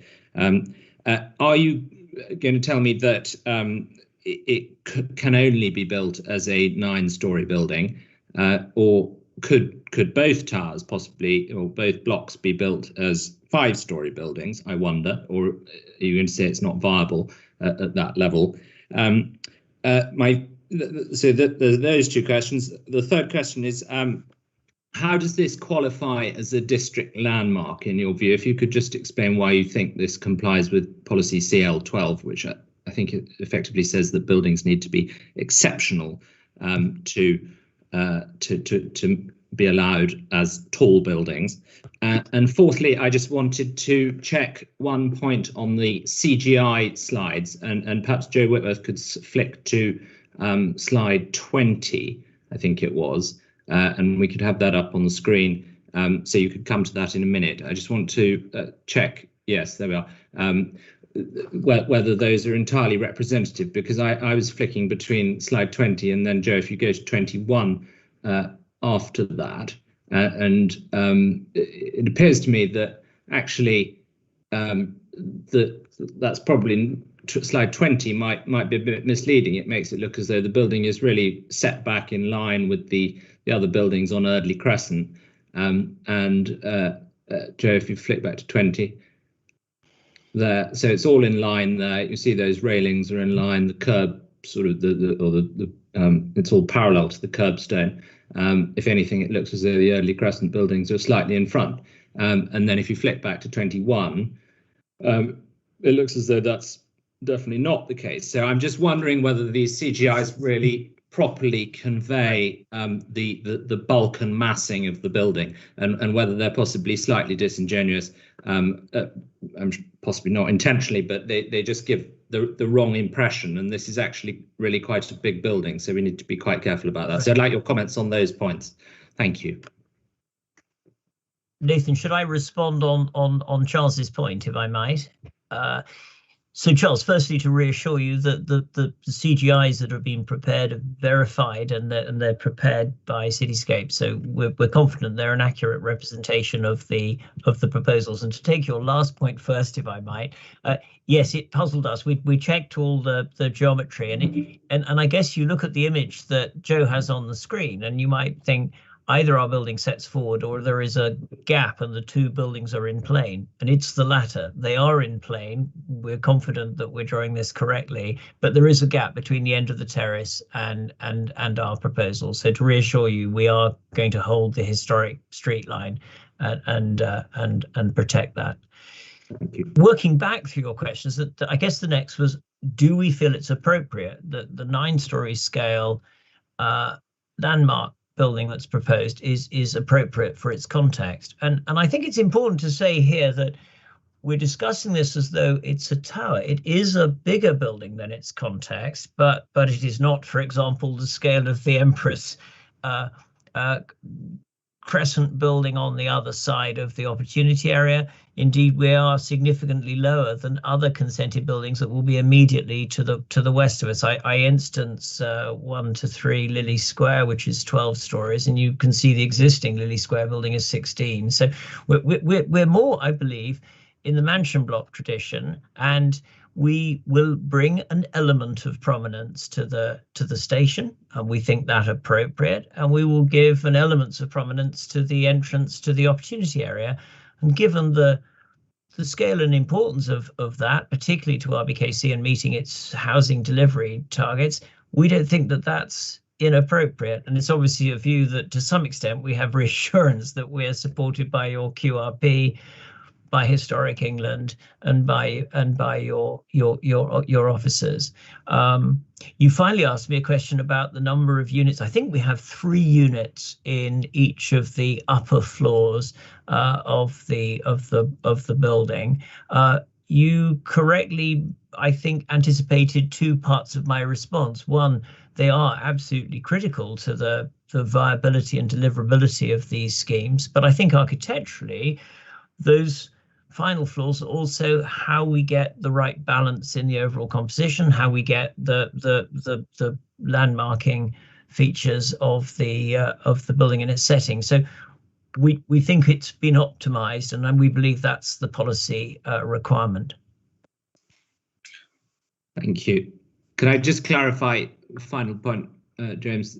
So is it nine residential units in floors? No, it would be more than that. It'd be 12 if there are 3 per floor. Is that right? In the taller bit of the second building? I think technically it might be 8, because I think we only have 2 units on the top floor, then 3, then 3. So I guess 6 plus 2 is 8 on floors 8, 7, and 6. I think, if I'm counting backwards on the top floor. So we're ground plus 9 or ground plus 8 occupied floors, and I believe there are 8 units in the 3 topmost floors. I see. Thank you. Okay. Thank you very much indeed, Charles. Now, Tom, Councillor Bennett, thanks for waiting. Can I just ask, Tom, are you going to ask a question relating to the Brompton Cemetery and some of the heritage assets? I have a few questions. They do not. Okay, yeah. Doesn't include the cemetery though. All right. Actually, if you don't mind, can I just jump in ahead of you and Councillor Idris then? I would just, because I do think it's important that the couple of people joining us who are sort of friends of the Brompton Cemetery get an opportunity to speak. So if I could ask, I think it's Brenda and Caroline, just briefly, if you could, because I think you've made representations relating to the impact on the cemetery, and obviously heritage assets are important in all of this. If you could just make a brief comment to myself and my colleagues, if you could do that just briefly, that I think that would be helpful. If I could ask if you're on the line. Do you want to go ahead, Caroline, or? Yeah, I was just going to say I thought that was being handled by Amanda, but I can add my comments. Mm-hmm. Well, if you'd like to make a short comment, that would be good. Yeah. Great. Just read it. Just read it. Okay. Well, just talking about the Brompton Cemetery. I mean, the proposed structure obviously would bring an irreversible change to a very important heritage asset, which would have a negative impact on the surrounding area. It would encroach on the visual boundary and permanently diminish the visual amenity of the important historical London asset, which is the Brompton Cemetery. The light pollution, which has been minimized by what was put in the initial concept in such a tall building, is likely to affect the atmosphere and the bioenvironment of the cemetery. 34-meter tower looming over the cemetery is certainly going to contribute and add an unacceptable sense of enclosure. The upset also caused to those whose memorials are in the memorial garden, which was funded by the NHLF and will now be covered in shadow. Those intending there to pay their respects will permanently be overlooked and unacceptably deprived of privacy. The original consent in the master plan was for ground plus 3, which would have been given due respect to the memorial garden. Okay, yes. Thank you very much indeed.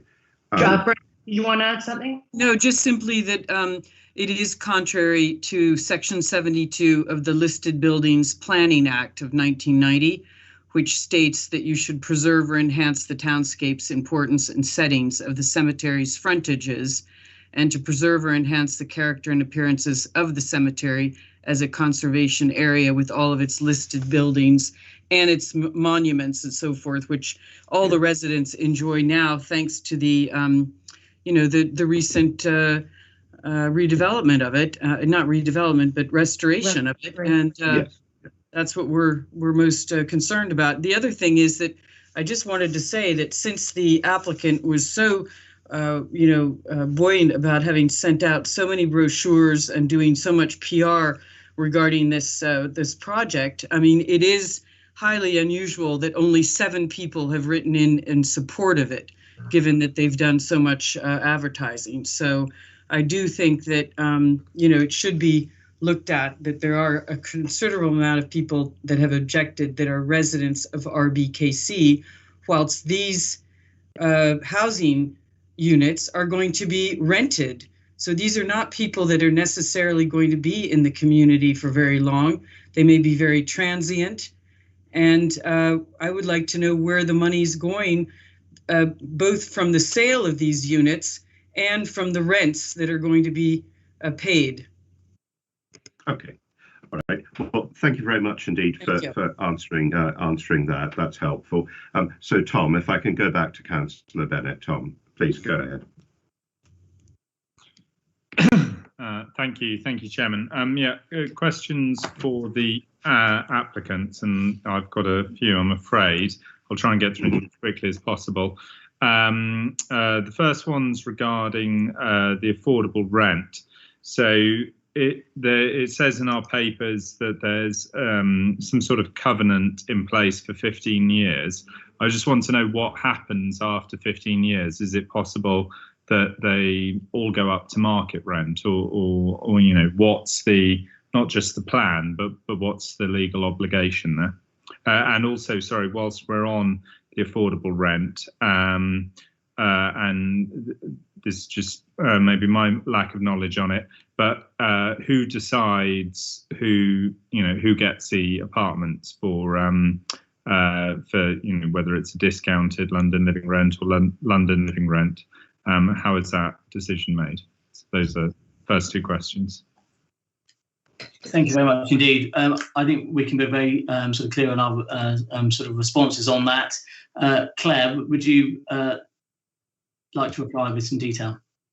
Yes, of course. In relation to your first point, Councillor, it's only the private build to rent that have the 15 years covenant, the affordable rent component, so the 49% of hub rooms or 44.5% of floor space that's affordable is affordable in perpetuity. So it is affordable forever, and that will be secured through the Section 106 agreement. And along with that will be terms regarding the rents, the nominations, so all of your normal securities and assurances to make sure that these homes are maintained as affordable in forever for residents of RBKC. So half of the homes will always in perpetuity be affordable housing. That's the 23 units. Moving on to who decides who lives here. We've reached out to officers because we know that there is an impending intermediate rental list. So we're very keen that it's RBKC, so the council, who nominates these who lives in the homes. So we've already committed that it will be RBKC who decides. We understand there's going to be an intermediate rented list, and we're very, very keen that we can prioritise key and essential workers or people with a local connection to be able to live in these homes. We're offering longer tenancies to ensure that the individuals and households who are able to live here are able to be part of the community in the longer term, which we think is really important in the context, for example, of schools. And I really want to add that it's very misleading to suggest that these homes are not affordable. I think your office, the committee report sets out very accurately the levels of discount. The discounts are very, very significant. We have a 4-bedroom unit that is just over £200 a week rent.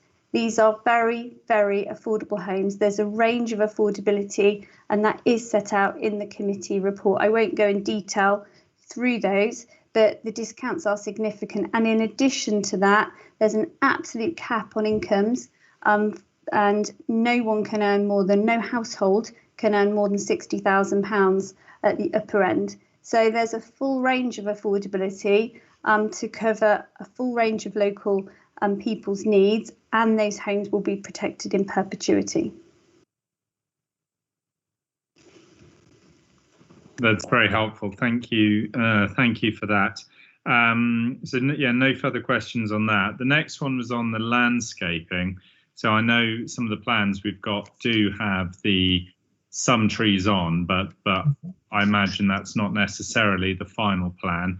I'm just thinking about the sort of pollution coming from the road, and it is unfortunately quite a polluted road, and it would be good to get as much protection as possible, especially for those lower floors where air quality is normally worst. Do you have plans to sort of use, because one plan I saw just had one tree, and I know the pavements will be widened slightly, so is it possible to put a number of trees there to improve the air quality for the people on the lower floors?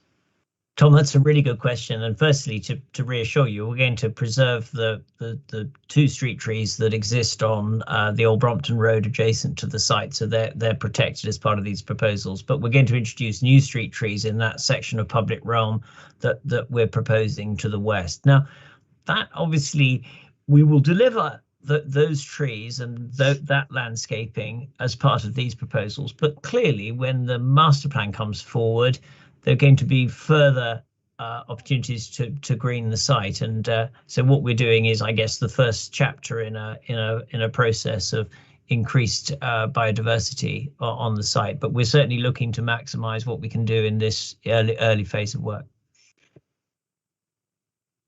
Okay, that's helpful, and maybe something I'll pick up later again with officers in the next section. The next question I had, just sorry, very quickly to confirm, the play area on the 5th floor roof, that's available to all apartments.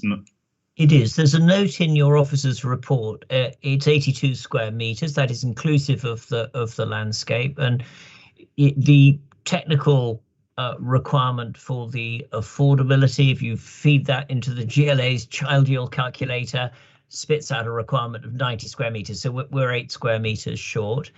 Your officer's report goes on to say that because of the large family units that comprise 17.6% of the overall accommodation, that they will have perhaps a higher child yield. I think they calculate a technical requirement of 180 square meters, so we have a shortfall. And I think that shortfall reflects the context of the site. We do have play facilities near the site. We're not planning to utilize the cemetery as was suggested. Norman Park, for example, is a 10-minute walk to the west of us. But the figures are 82 square meters for the play space. It is available to all residents in the building of both market and affordable tenures. And indeed, I think we believe that is a great strength that we'd like to see engendering a single community here. That's helpful. The next question, again, if we were minded to grant, just want to focus on the railings, because I know, sorry, on the balcony railings, because I know you showed us that image on the ground floor, extending the sort of black metal railings, and that was quite in keeping. I worry a little bit from some of the images that the balcony railings, it's hard to tell, but it looks like they could be sort of quite a bright, shiny aluminium metal. So 2 questions on those. Firstly, what are the materials you're going to use, and how will you make sure they're in keeping with the area? And secondly, particularly in terms of fixings and screws and things, I've seen lots of these developments, even very high-end ones, where you use ferrous metals and you get this sort of leakage of sort of rust leakage. How are you going to make sure that that doesn't happen? Well, thank you for that question. And I was responsible for doing a little building on Davis Street in Mayfair, 21 Davis Street, which is, I think, a good example of the quality of architectural detail that we'll deliver on this project. We're thinking of a light gunmetal finish for the upper metalwork. It won't be shiny. We're looking at a sort of a matte mid-grey silver. I think all of that will be subject to condition and sampling, but we hope that the CGIs give an idea about the appearance. We contemplated black metal, and there are examples of black metal uppers on Georgian buildings, and that's certainly an option we could look at. But we felt to keep the buildings tone light, a gunmetal was a better tone. And just on the leakage of the sort of well, the fixings will be stainless steel. All stainless steel. That's what we've done on the Mayfair building, and it works very well. And that's now 15 years old, so I can show you images of that and how it's weathered. Okay, no, that's encouraging. Oh, sorry, I had one more question, then one question for the one of the objectors. So the final question is just on sunlight. We had sort of a summary, but it didn't go into detail, sort of property by property. Do you have any property level detail, and what is going to be the biggest? What's the property with the single biggest decrease in sunlight, particularly the vertical sky component, VSC? Could you give us that data at an individual property level? Is that possible? Jerome, I think probably one for you. Sorry, Nathan. No, exactly what I was going to say. Thank you. Good evening. Yes, Jerome from GIA here. The answer to that question is number 1, Early Crescent, which isn't overly surprising given its location in the angle of development on both sides. But when compared with the consent, which is obviously the most relevant baseline, the impacts are very similar. there's only a marginal increase in loss of sunlight to some of the secondary windows which result from this proposal. Do you have the numbers to hand? What marginal is? Yes, if you bear with me one moment. Chairman, I could go quickly to I have one question. Yes, I think, Councillor Tom, I think that would be a good idea. Why don't you ask your final question, and then we'll come back to Mr. Webb then. Yeah. So just for Councillor Spalding, I know that he mentioned at the end of his presentation that if the committee was minded to grant, there were a couple of conditions he would recommend, but he didn't tell us what they were. So just wondering what they were. Councillor Bennett, I'm extremely grateful to you. You're so meticulous. I was hoping somebody would remember that, so thank you very much. The three conditions is one, the use of these balconies. I think we've got to be strict about this because it is a prime site, and these balconies, by condition, I think should never be used for storage or for hanging out, washing, etc. I'm pretty certain we've got a standard condition somewhere that the officers can apply. I'm certainly worried about washing. Second condition is when it comes to a CTMP, when we have to service this site, I'm worried that Hammersmith are going to say we can't use their roads for a CTMP, and therefore I would like the applicant to consider the use of the Northern Access Road, which comes underneath Tesco's on West Cromwell Road, which is a main through road, and construction and demolition traffic should enter the north of the Earls Court site, which Capco did quite successfully when they demolished the whole of the exhibition centre using the Northern Access Road. And I think there should be a condition on the CTMP about that. And finally, if this is a district landmark building, our council policy says it must provide a strategic London-wide public use. I know the applicant has argued this is a gateway to their site, but we resist having gateway buildings. We're quite clear about it. We say there is no overriding case for landmark buildings to define local boundaries, and they are an unsuitable form of progression landmarking in the Royal Borough. So it's not enough to say this is a landmark. I think we must have a condition that the applicant should supply some sort of strategic or at least borough amenity of public use. Thank you. Thank you, Malcolm. Did you have a particular amenity in mind, or? Well, I'm thinking perhaps one of the shopfront buildings could have some sort of community or amenity or public use. Okay. Yeah. No, I think that's Malcolm. I think that's an interesting idea, which we'll pursue when we have a discussion with officers. Can I just come back? I think Councillor Bennett asked one of the consultants, Mr. Webb, have you located that data that my colleague asked you?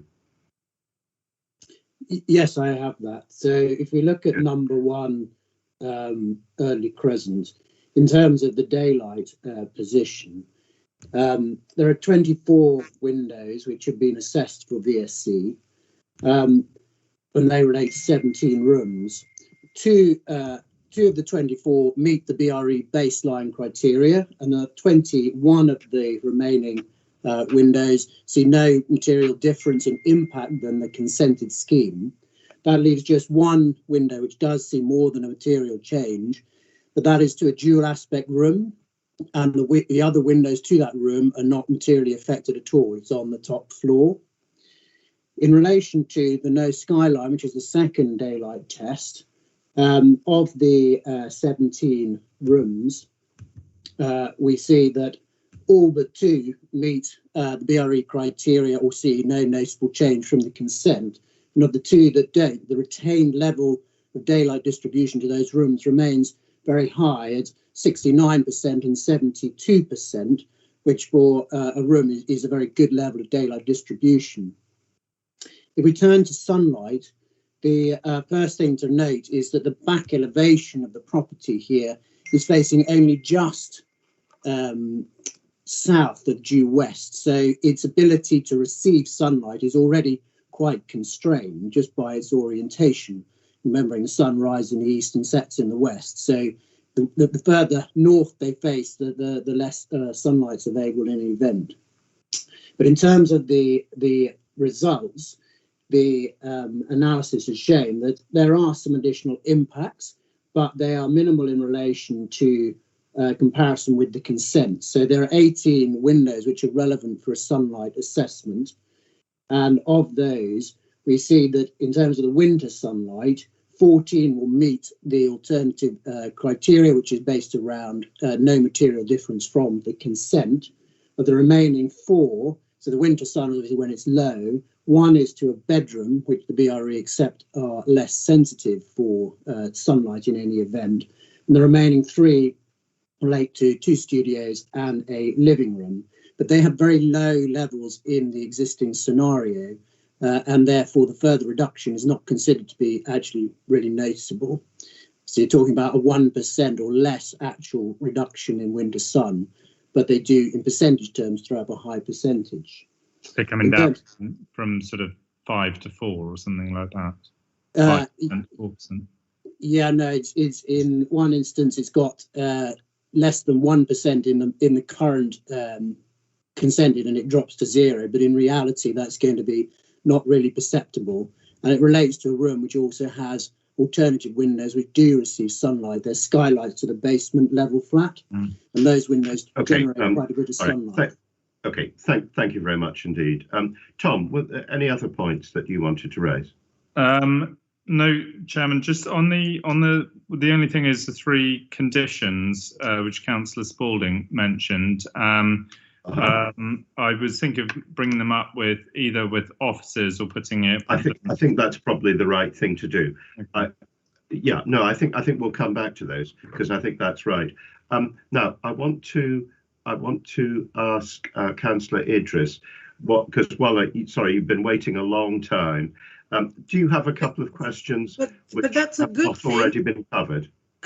Well, most are covered. I just have points, just small points to ask to kind of elaborate, if I may. Yes, of course. Yes. The first one is on the green space and planting.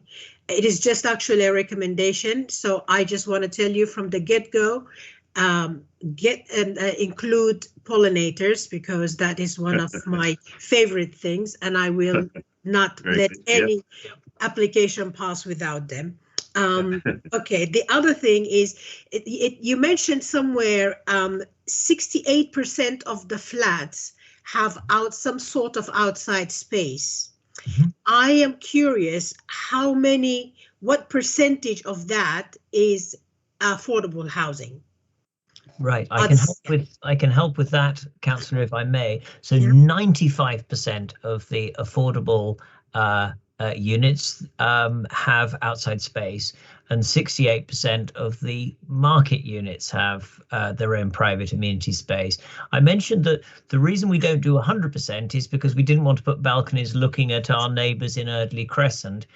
What we've done in the majority of those cases where they don't have directly outside space, we've made the units bigger to compensate. But to reassure you, 95% of the affordable units and all of the family units get outside space, and indeed the family units get significantly above the standards for external space.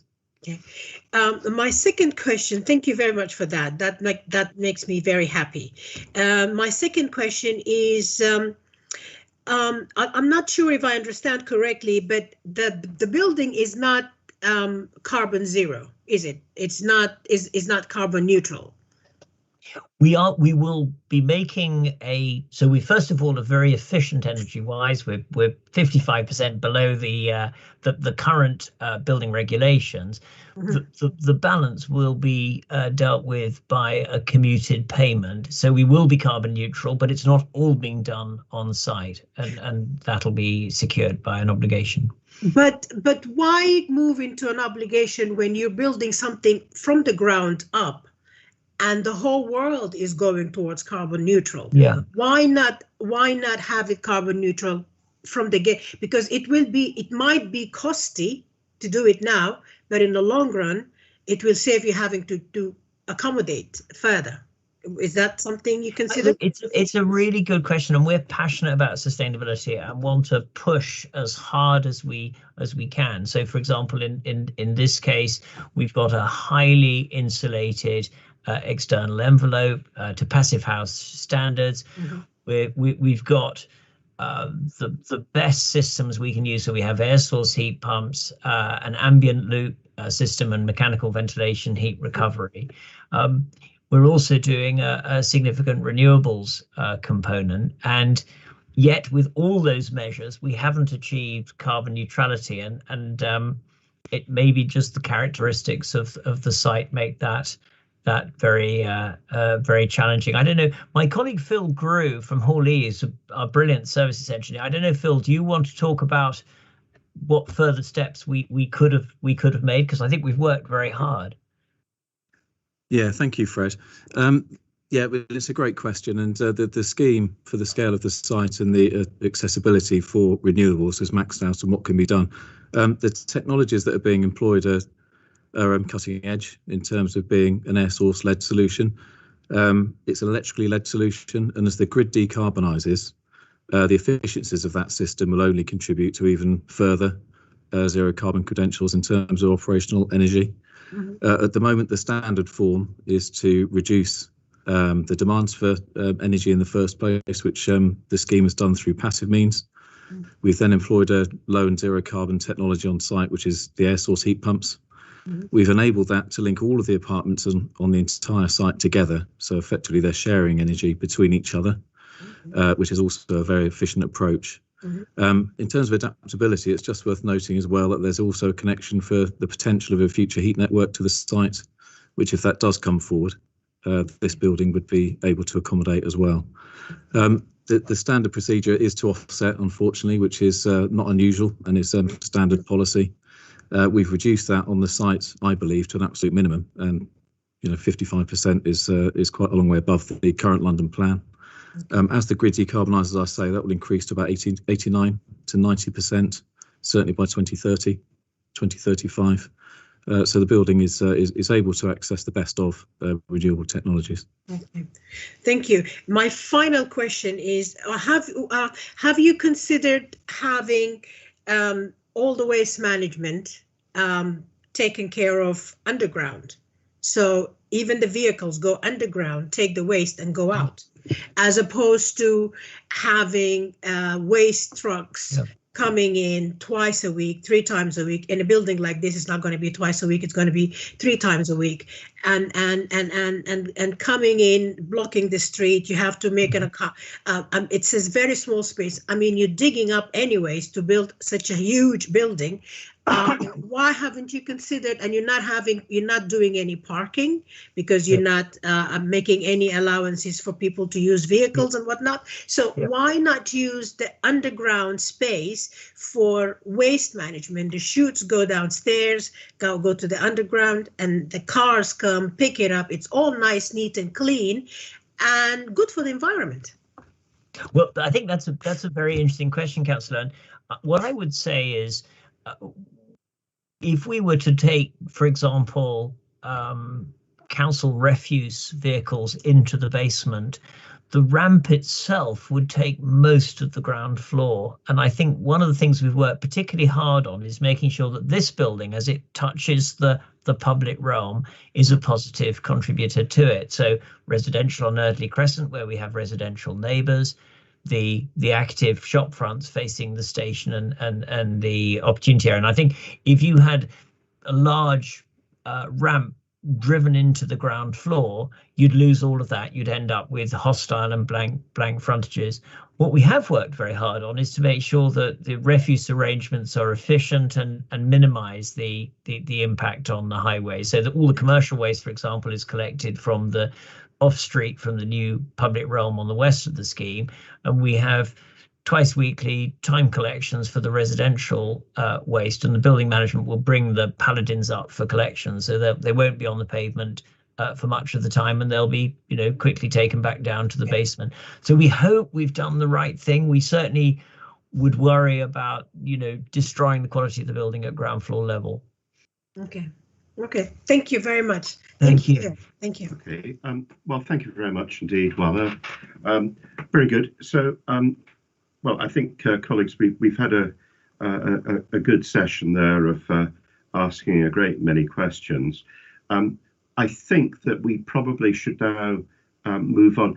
Charles, did you have a final, very quick point that you wish to make? Sorry, I was just preparing myself to ask a question. Right. Okay. Sorry. All right. Very good. Well, if I can just say to members of the public and also the applicant team, thank you very much indeed for coming along and speaking and for answering our questions. We're now moving on to a different part of the meeting in which only the councillors are able to ask questions of officers, and then councillors discuss among themselves a decision. So from now on, I'm afraid other people aren't able to speak. But thank you indeed for coming along and for everything that's been said. It's been extremely useful. Sorry, can I just ask a question? A lot of councillors were asking questions a few minutes ago, and who's this? This is Carolyn. Yes. And my hand is up for some considerable time. Yeah. And No, I'm sorry, you're not. I'm afraid. Sorry, the way these meetings work is that the councillors are the only people who can ask questions. I'm sorry. I think we've. I think we've had a good discussion. I think a lot of points have been raised. So unfortunately, I'm afraid you are not able to speak now. If I can now move on to the next part of the meeting, where we can ask officers questions. I would actually like to start off this section. I'd like to ask Mr. Whitworth, and maybe some of his colleagues will chip in as well. Listening to the discussion, it seems to me that actually quite a lot of the attention has been on the issue of a tall building, and that a 9-storey building is clearly considerably higher than, for example, a typical building in Eardley Crescent or, well, indeed in the Phil Beach Conservation Area. Now, I've been looking at CL12, and it seems to me that, and this is where my question really comes up, that there's an argument for saying, yes, clearly this is a tall building. Perhaps it should be considered as a district landmark.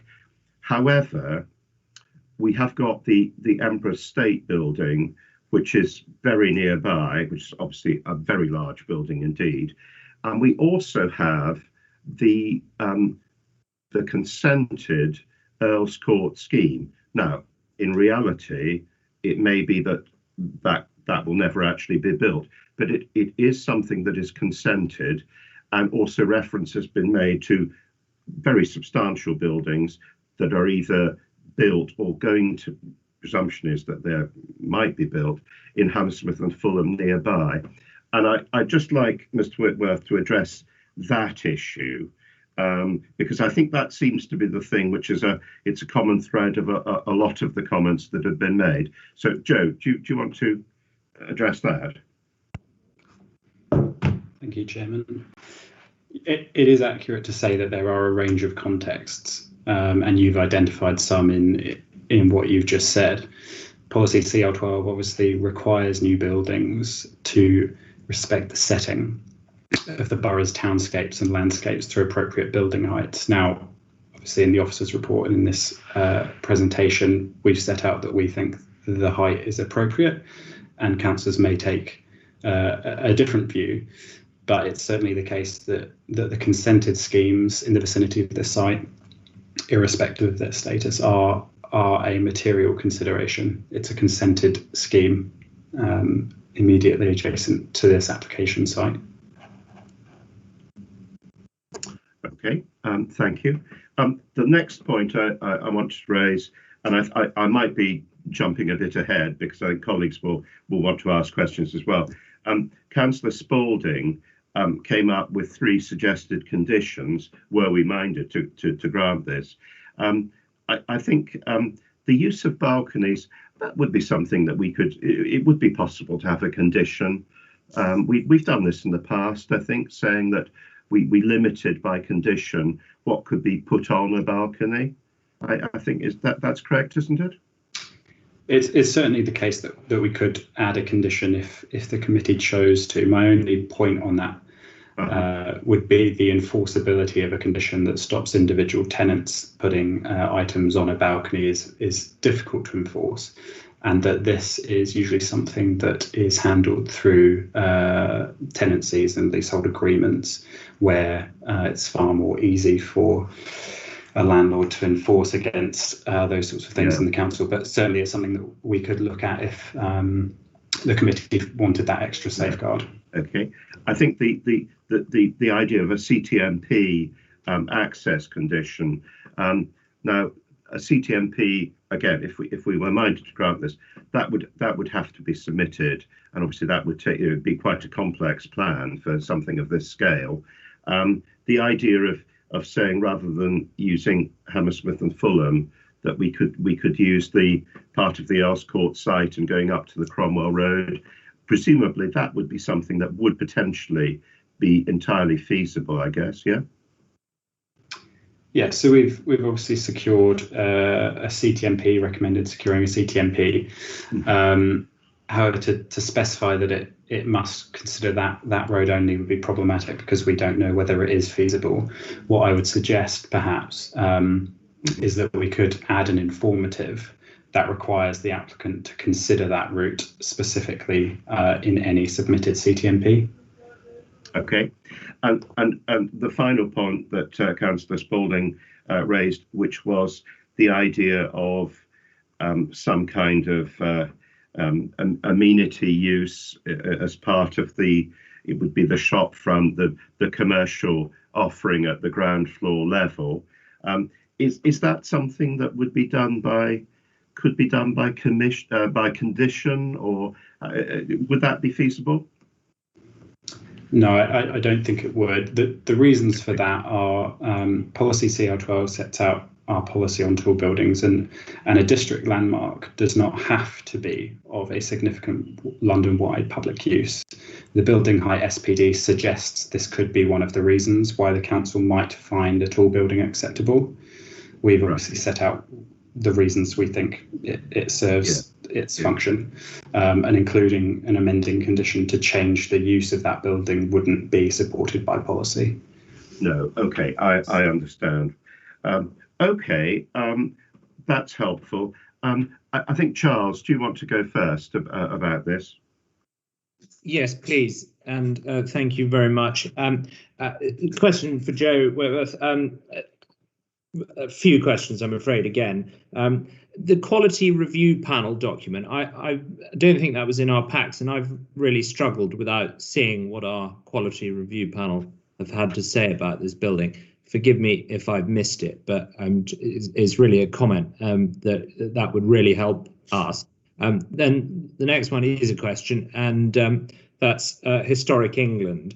There's some confusion possibly arises from the report about whether they were consulted or not. And at one stage it says it wasn't necessary to consult them, and then somewhere else it says there was a reference to them having been consulted. And I just couldn't quite understand that, so I wanted your comments on that. Then the next point was about CL12, and for me this seems to be the nub of it. I mean, the point quoted in 6.65 of your report seems to me to be very important, where it says that the borough will resist buildings significantly taller than the surrounding townscape other than in exceptionally rare circumstances where the development has a wholly positive impact on the character and quality of the townscape. And if I've understood that correctly, that means we must refuse this if we think it does not have a wholly positive impact. And I find that really difficult, because here there seems to be a very tall building having a major impact on conservation areas, listed buildings, the Brompton Cemetery in particular, which is just such an important area and bit of green space, but architecturally and its listed park status. This seems to me to be very different from, say, the tower above Tesco on the Cromwell Road, where the impact on conservation areas and lower, higher quality buildings is much less up there as compared to here. So I would like your explanation on the wholly positive point in CCL 12. And finally, if I may, the 100-metre buffer zone that was referred to, I think, by, it was either Councillor Spalding or Councillor Adurian. I'd like your comments on whether that is a requirement, that a 100-metre buffer zone is preserved around conservation areas. Thank you very much. Thank you, Councillor O'Connor. So taking your first point on the consultation with Historic England, yes, that's my fault. The report could have been clearer. Their response was they have no comment and they do not need to be consulted further, which is where the reference to no consultation required comes through in the report. So they offered no comments on the proposal. With regards to CL12 and the wholly positive test that you set out, your interpretation is correct.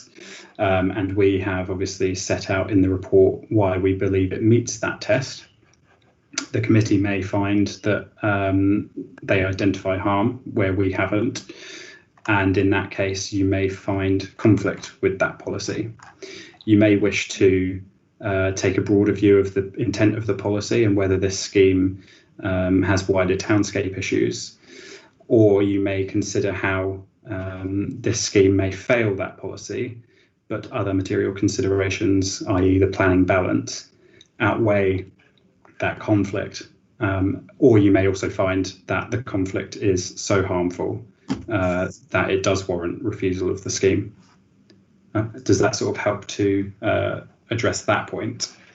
It does. I mean, so you're saying it's not overriding. It can still fail CL12, and we can still, on balance, consider it acceptable. That's correct. Yeah, in undertaking the planning balance exercise. With regards to the 100-metre buffer zone, it's a similar point to the one I made about the district landmarked use. It's a suggestion that buildings within 100 metres of conservation area won't be suitable because it makes the assumption that they will be harmful. That's not to say that a building within that buffer zone can't be a tall building and be a successful intervention meeting the intent of policy CL12. It's just making the point that in the borough's experience, 100-metre buffer zones are probably required, but it's not a policy requirement that something has to be outside of that zone to be a tall building. That's very helpful indeed. And Chairman, forgive me, I've got one further supplementary question. Yes. And that's just on tenure issues. Sorry, I forgot to ask. The tenure blind, I never quite understood the policy or the terminology completely. Where, as here, as I understand it, we've got slightly segregated space between affordable in one tall building and market in another. How is that tenure blind, and how does tenure blind work? Can you just explain that for us, please? Sorry, the question broke up a little bit, but I got the intent, which I think was for me to explain why we consider the development to be tenure blind. Is that right? Yeah, broadly speaking, I just want a bit of an explanation about what tenure blind means and how you can have segregated spaces and segregated areas and for it still to be tenure blind. So obviously in this instance, you have separate entrances to the building, so separate circulation space, separate lift cores, etc., etc. And it's a common occurrence in housing schemes where there are buildings which have both affordable and market housing, typically because where you pepper pot the two tenures together, you experience a blurring of the service charges that are levied on tenants. And I'm sure Ms. Dickinson would be more qualified than I to explain the ramifications of it, but that is commonly why you see different entrances. Obviously, in this instance, we consider it tenure blind because the quality of the homes, the external appearance, access to amenity space, etc., is directly equivalent, and that's the requirement of policy CH2 is that they have integration in that way and they have the same external appearance, which is what we consider to have been achieved on this scheme. Yeah, I know. I was pleased to see or hear that there's more outdoor space, in fact, for the affordable housing than there is for the market housing. So, I mean, it sounds as though a sensible balance has been struck. Those are extremely helpful answers. Thank you very much. Thank you, Councillor. Very good. Actually, if you don't mind, colleagues, I would like to pursue the points that Councillor O'Connor has raised there.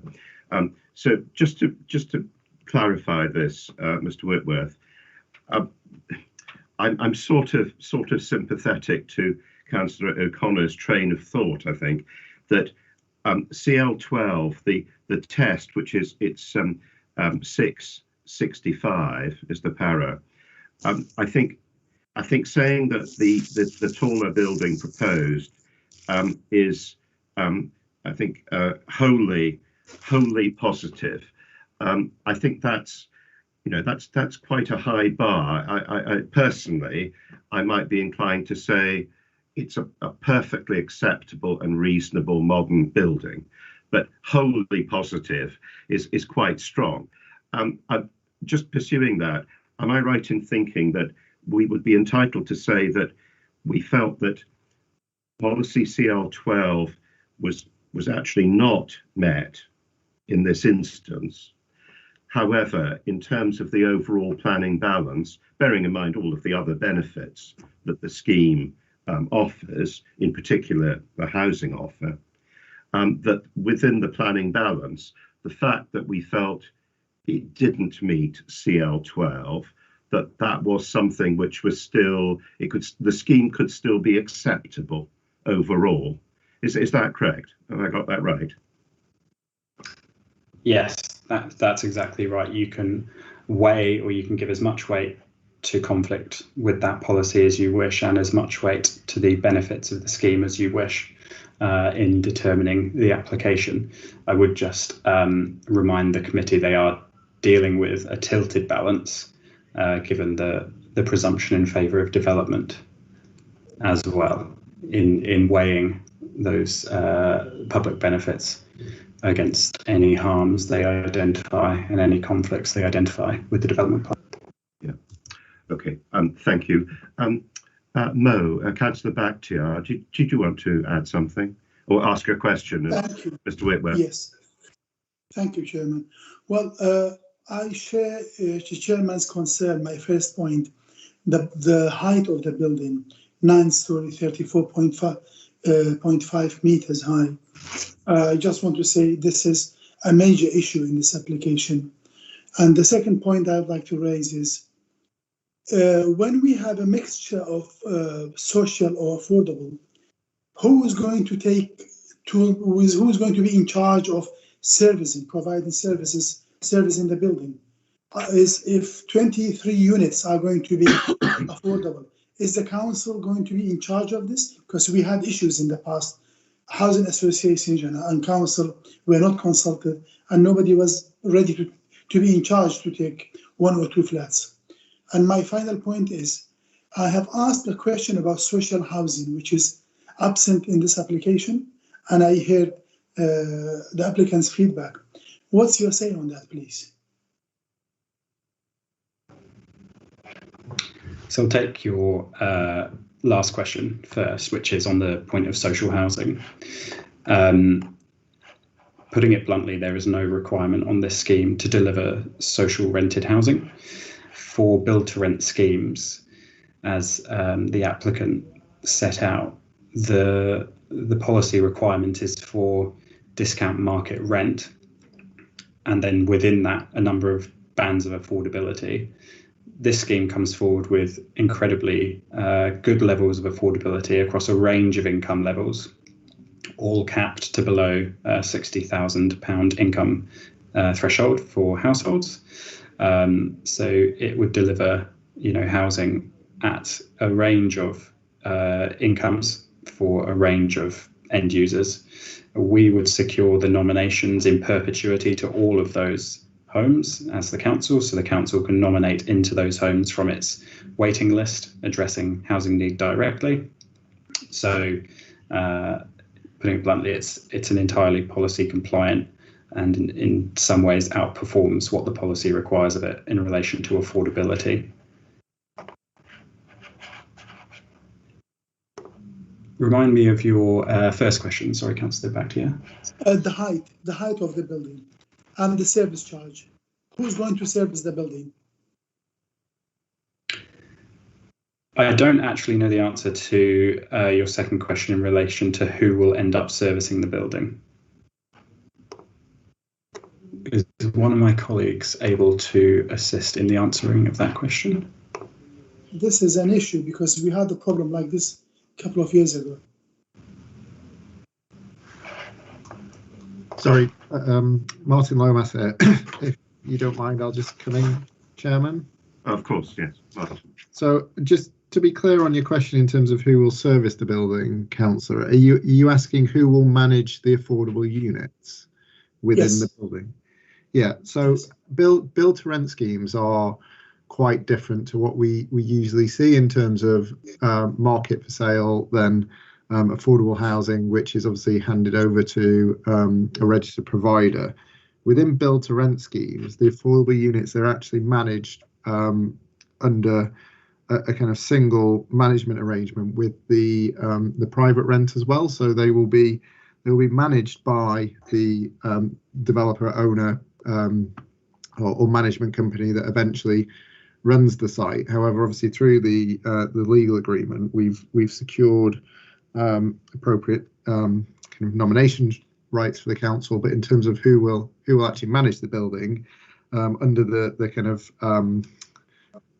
if I can call them build to rent clauses within the legal agreement, there'll be a requirement that all of the homes are held under a unified freehold for ownership and management for at least the 15 years as required by build to rent policy. So that's the position, which is in accordance with policy relating to build to rent schemes. Okay, thank you very much indeed. Mo, I hope that answers that point, yeah? Yeah, I will come back to Mr. Whitworth about my first question, the height. Because this is, what could we do to reduce the height? It is 34.5 meters. Again, this is the scheme before you, and you need to consider that. It's not for the committee to begin amending the scheme. You have to consider the height of the building and whether you find it acceptable or not. Okay. Thank you, Chairman. Thank you. All right. Thank you, Councillor Bennett. Thank you for waiting. Go ahead. Thanks, Chairman. I was just going to come back on the suggested conditions, Councillor Spalding, which you brought up. So yeah, no, I was sorry to hear that a condition on requiring a public amenity isn't possible, but I accept the points made on that. And on the CTMP, I certainly think it would be a good idea to add that informative that a northern access road is considered, because it is an obvious an obvious route to use in terms of minimising disruption. If we were minded to grant to minimising disruption to neighbours. On the balconies, I do think this is an important one because it does dramatically impact the visual of that sort of, what is a large and very visible building. I think you mentioned, Joe, that enforcing it would be difficult. It would be easier to enforce through a tenancy agreement. Could we put on a condition that it's included in the tenancy agreement? Because that is something we could enforce, and then the landlord could enforce that through the tenancy. So, yeah, the condition saying that it has, balconies can't be used for. I mean, I'm sure you could come up with better wording than I could, but effectively kept clean. Is that a possibility? Given that we have a range of clauses in relation to the build-to-rent homes in the legal agreement, that may be a better place for such a clause to sit rather than a condition, because it would fit with clauses we're already securing. So it's certainly something we could add in negotiations on the legal agreement, that forms part of the tenancy agreements. Okay. If that's the best place for it, then that makes sense. Yeah. No, I rather agree with that. Wala, do you have a final question that you'd like to ask that hasn't been asked already? A lot of things have been asked again, which is great. So I'm going to continue waiting to the end, which is great. I'm going to go back to the carbon zero, to carbon neutral. Why are we as a council have voted to become carbon neutral by, I think it's 2025, 2030. Why are we still not pushing developers to find means and ways to build with carbon zero? I mean, why? Why? Because offsetting it's very good, but you're still not reducing your carbon footprint in a sense. You're more or less, you're taking it from one place and putting it somewhere else. Do you see what I'm saying? So why are we as a council not very, there are a couple of things. I think pollinators should be a no-brainer. Every application need to have them. Regardless of what, and the same thing with building, especially something being built brand new from the ground up. It needs to be something we work towards continuously, as opposed to even negotiate it in a committee. Yes. So on your first point, there's obviously a policy requirement to make a certain percentage, 35% reduction on site for carbon. That's the policy requirement, and this scheme, I believe, makes a 55% on-site reduction. So it goes beyond the policy requirement. The remaining 45%, that's where the carbon offset contribution comes from. So in terms of the policy requirements, it does meet those, setting aside the aspirational sentiment that I agree with. So it meets policy is the answer to your question. So it's the policy. Regards to yes, exactly. In regards to pollinators, Councillor Idris, you'll be happy to know our landscaping condition recommends securing details of species that provide opportunities for pollinators. Okay. So your previous comments on that point are starting to come through. And I think that was the extent of your questions, unless I'm mistaken. No, that's it. Everything else you answered. Thank you very much. Thank you. Great. Thank you, Chair. Thank you. Yeah, thank you. Thank you, Wala. Okay, so in other words, Councillor Idris's point about pollinators is actually already encompassed in a condition that we've got here, yeah? Yes, so in the addendum that you received yesterday, it added in the pollinators. Okay, all right. Okay, well, Thank you very much indeed. I think we need to make a decision now. What I'm going to do is I'm going to go down the table, so to speak. Now, this is not a formal vote, but this is me inviting comment as to how we're inclined to be thinking about this. I will go first. I think overall it's quite a, well, in RBKC terms, this is quite a significant application. It's quite a large application. I think the benefit of the housing offer is very significant. Personally, I think the architecture that's proposed is reasonable. Personally, I don't think CL12 policy is quite met, but I think in terms of the overall planning balance, I think that the scheme, I'm very much inclined overall to support it.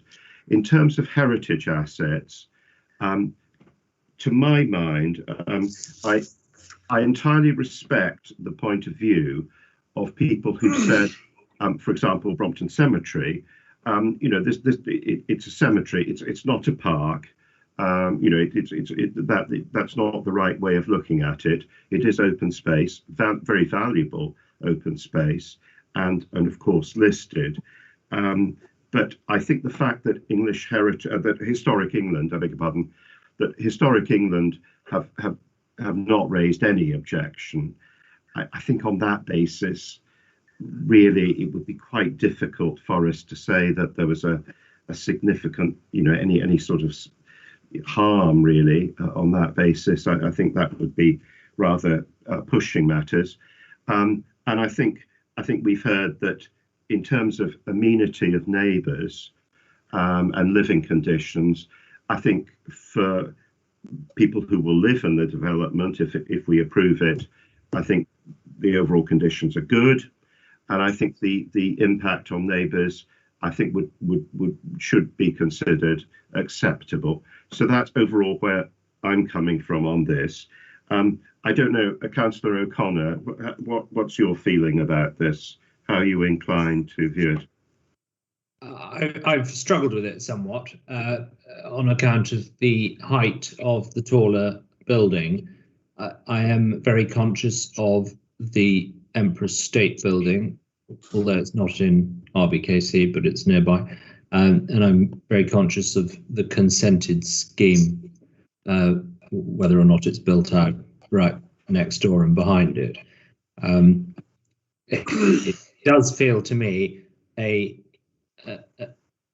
slightly unnecessarily tall building right next to some important conservation areas and heritage assets. I do take your point that Historic England didn't even comment, and I don't know what our quality review panel said, but I've formed my own view on the building and the architecture, and I'm sort of broadly okay with it. It's a very difficult one, but I think on balance, I'm minded to approve it. Okay, thank you, Charles. Councillor Idris, what do you reckon? I see a lot of positives in this building, and I like the build to rent. I like the fact they are offering a lot of outside space for the affordable housing. I like the fact that they are mindful of their carbon footprint and doing everything possible to minimize it. My biggest problem is the height, but I understand where the heights come from. It's a lot of times developers build big and bulky to actually make the money and actually make the building feasible because it costs to build. So I'm looking at historical England, and I'm looking at other people. Even the objections from other people they seem to be more geared or less geared around the. I mean, the height is an issue, but it seems like more people can live with it if it's if all the other things fall into place, if everything else fall into place. And I am still not. I'm still on the fence, and I'm never on the fence by this stage of an application, because I'm usually clear where things, but the height really bothers me. It really, it's a nagging thing, and it's one of those things you can't. It's not like a pair of shoes you can take them back for a refund. It's once it's built, and it's there. And my biggest concern it's on the gateway coming into RBKC from Hammersmith, and you met with that. It's a bit too much opposite the cemetery, even though it seems like people who are supposed to be complaining about that are not complaining about it as much. But it's not sitting well with me. So maybe by the yeah. Thank you. Okay. Councillor Bennett, Tom. Yeah, thank you, Chairman. I'll just, before sort of giving my views on it, I just want to add very quickly on landscaping. If we are to grant it, I don't think it needs a condition or necessarily even an informative, but I'm sure this won't be controversial, and colleagues will agree that we would advise officers to be as demanding as possible, and certainly the applicant seems amenable to the idea to really get as much planting as is possible along that route to improve the air quality for the new residents there, as well as existing residents. So that's just one quick comment. In terms of where I am on the application, is similar to colleagues. I think seven or maybe 8 stories normally can sit without being imposing, without sort of really drawing the eye to the height. I think 9 is just leaning slightly on the too high side. I wish an application had come in front of us with 7 or 8, but that's not the case, and so we have to decide on what's in front of us. Then I am considering this sort of fact that we as a borough haven't hit our housing delivery numbers. Perhaps they're not fair, but they are what they are. And so we do have this presumption in favour of sustainable development. And as colleagues have said, we do have to take into account the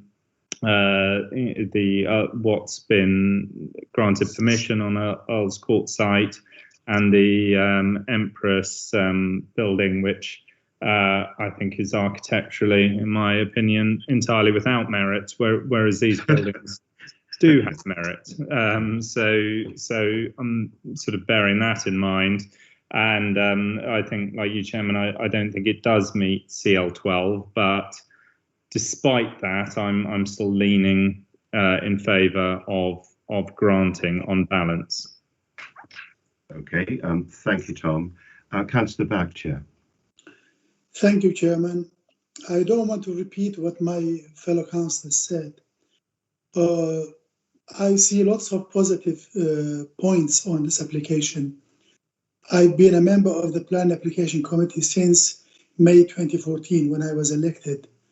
And this is maybe the only application in front of us, in front of me at least, with generous, affordable housing units in it.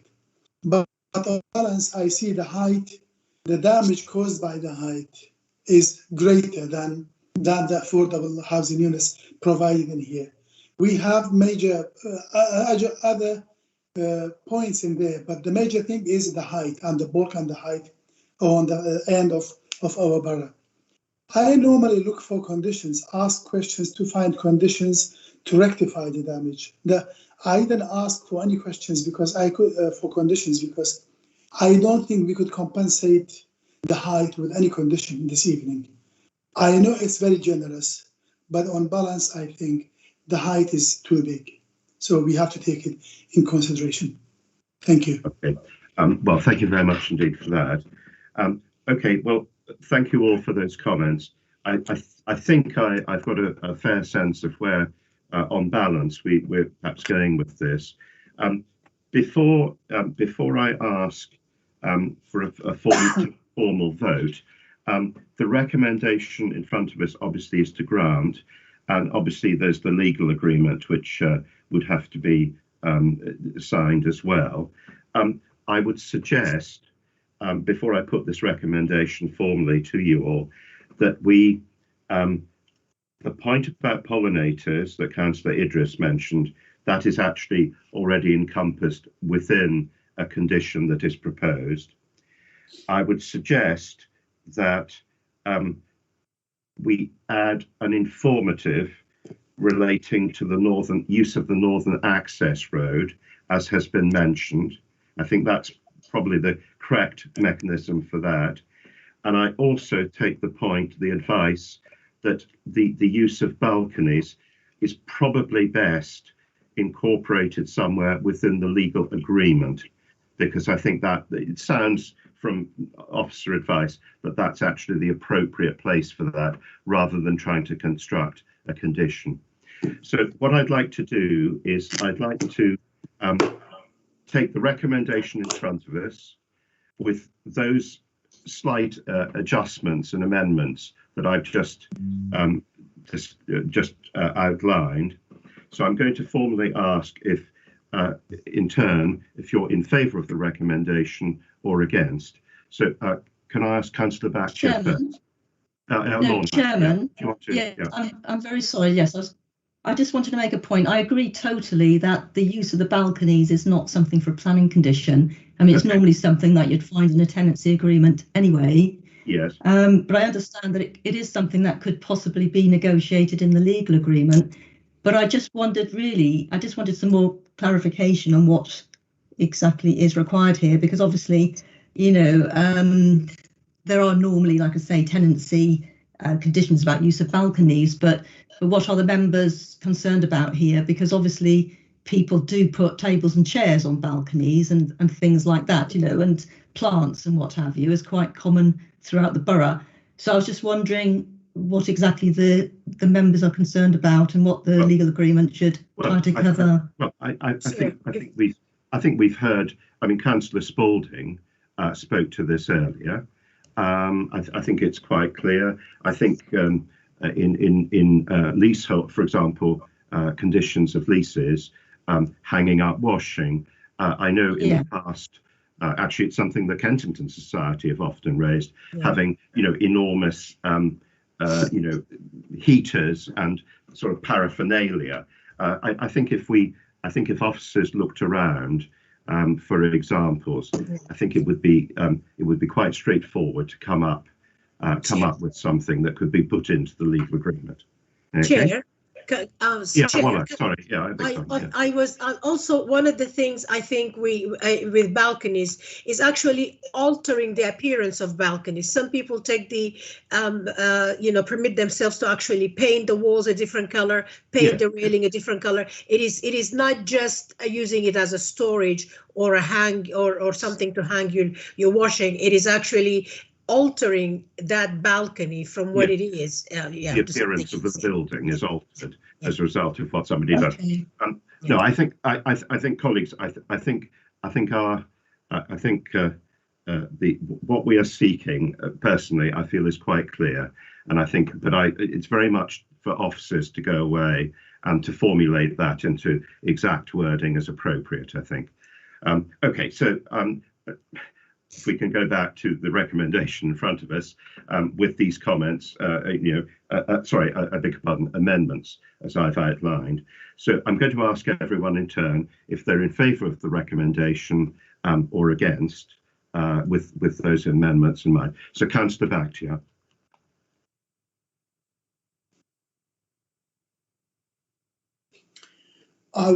taking vote on Yes, recommendation? yes. Or? We need to take a formal vote, obviously. So, yeah. Well, I cleared my position. I don't think we could rectify the damage done by the Baha'i with any recommendations. Oh, okay. So you don't support the recommendation, and I think you're quite right.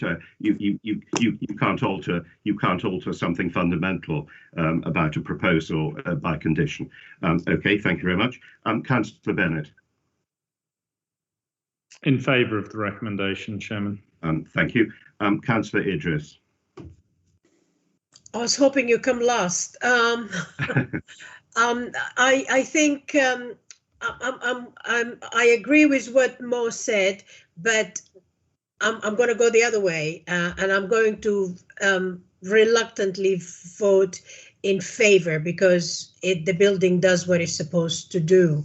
Unfortunately, it's too high, but yes, in favor.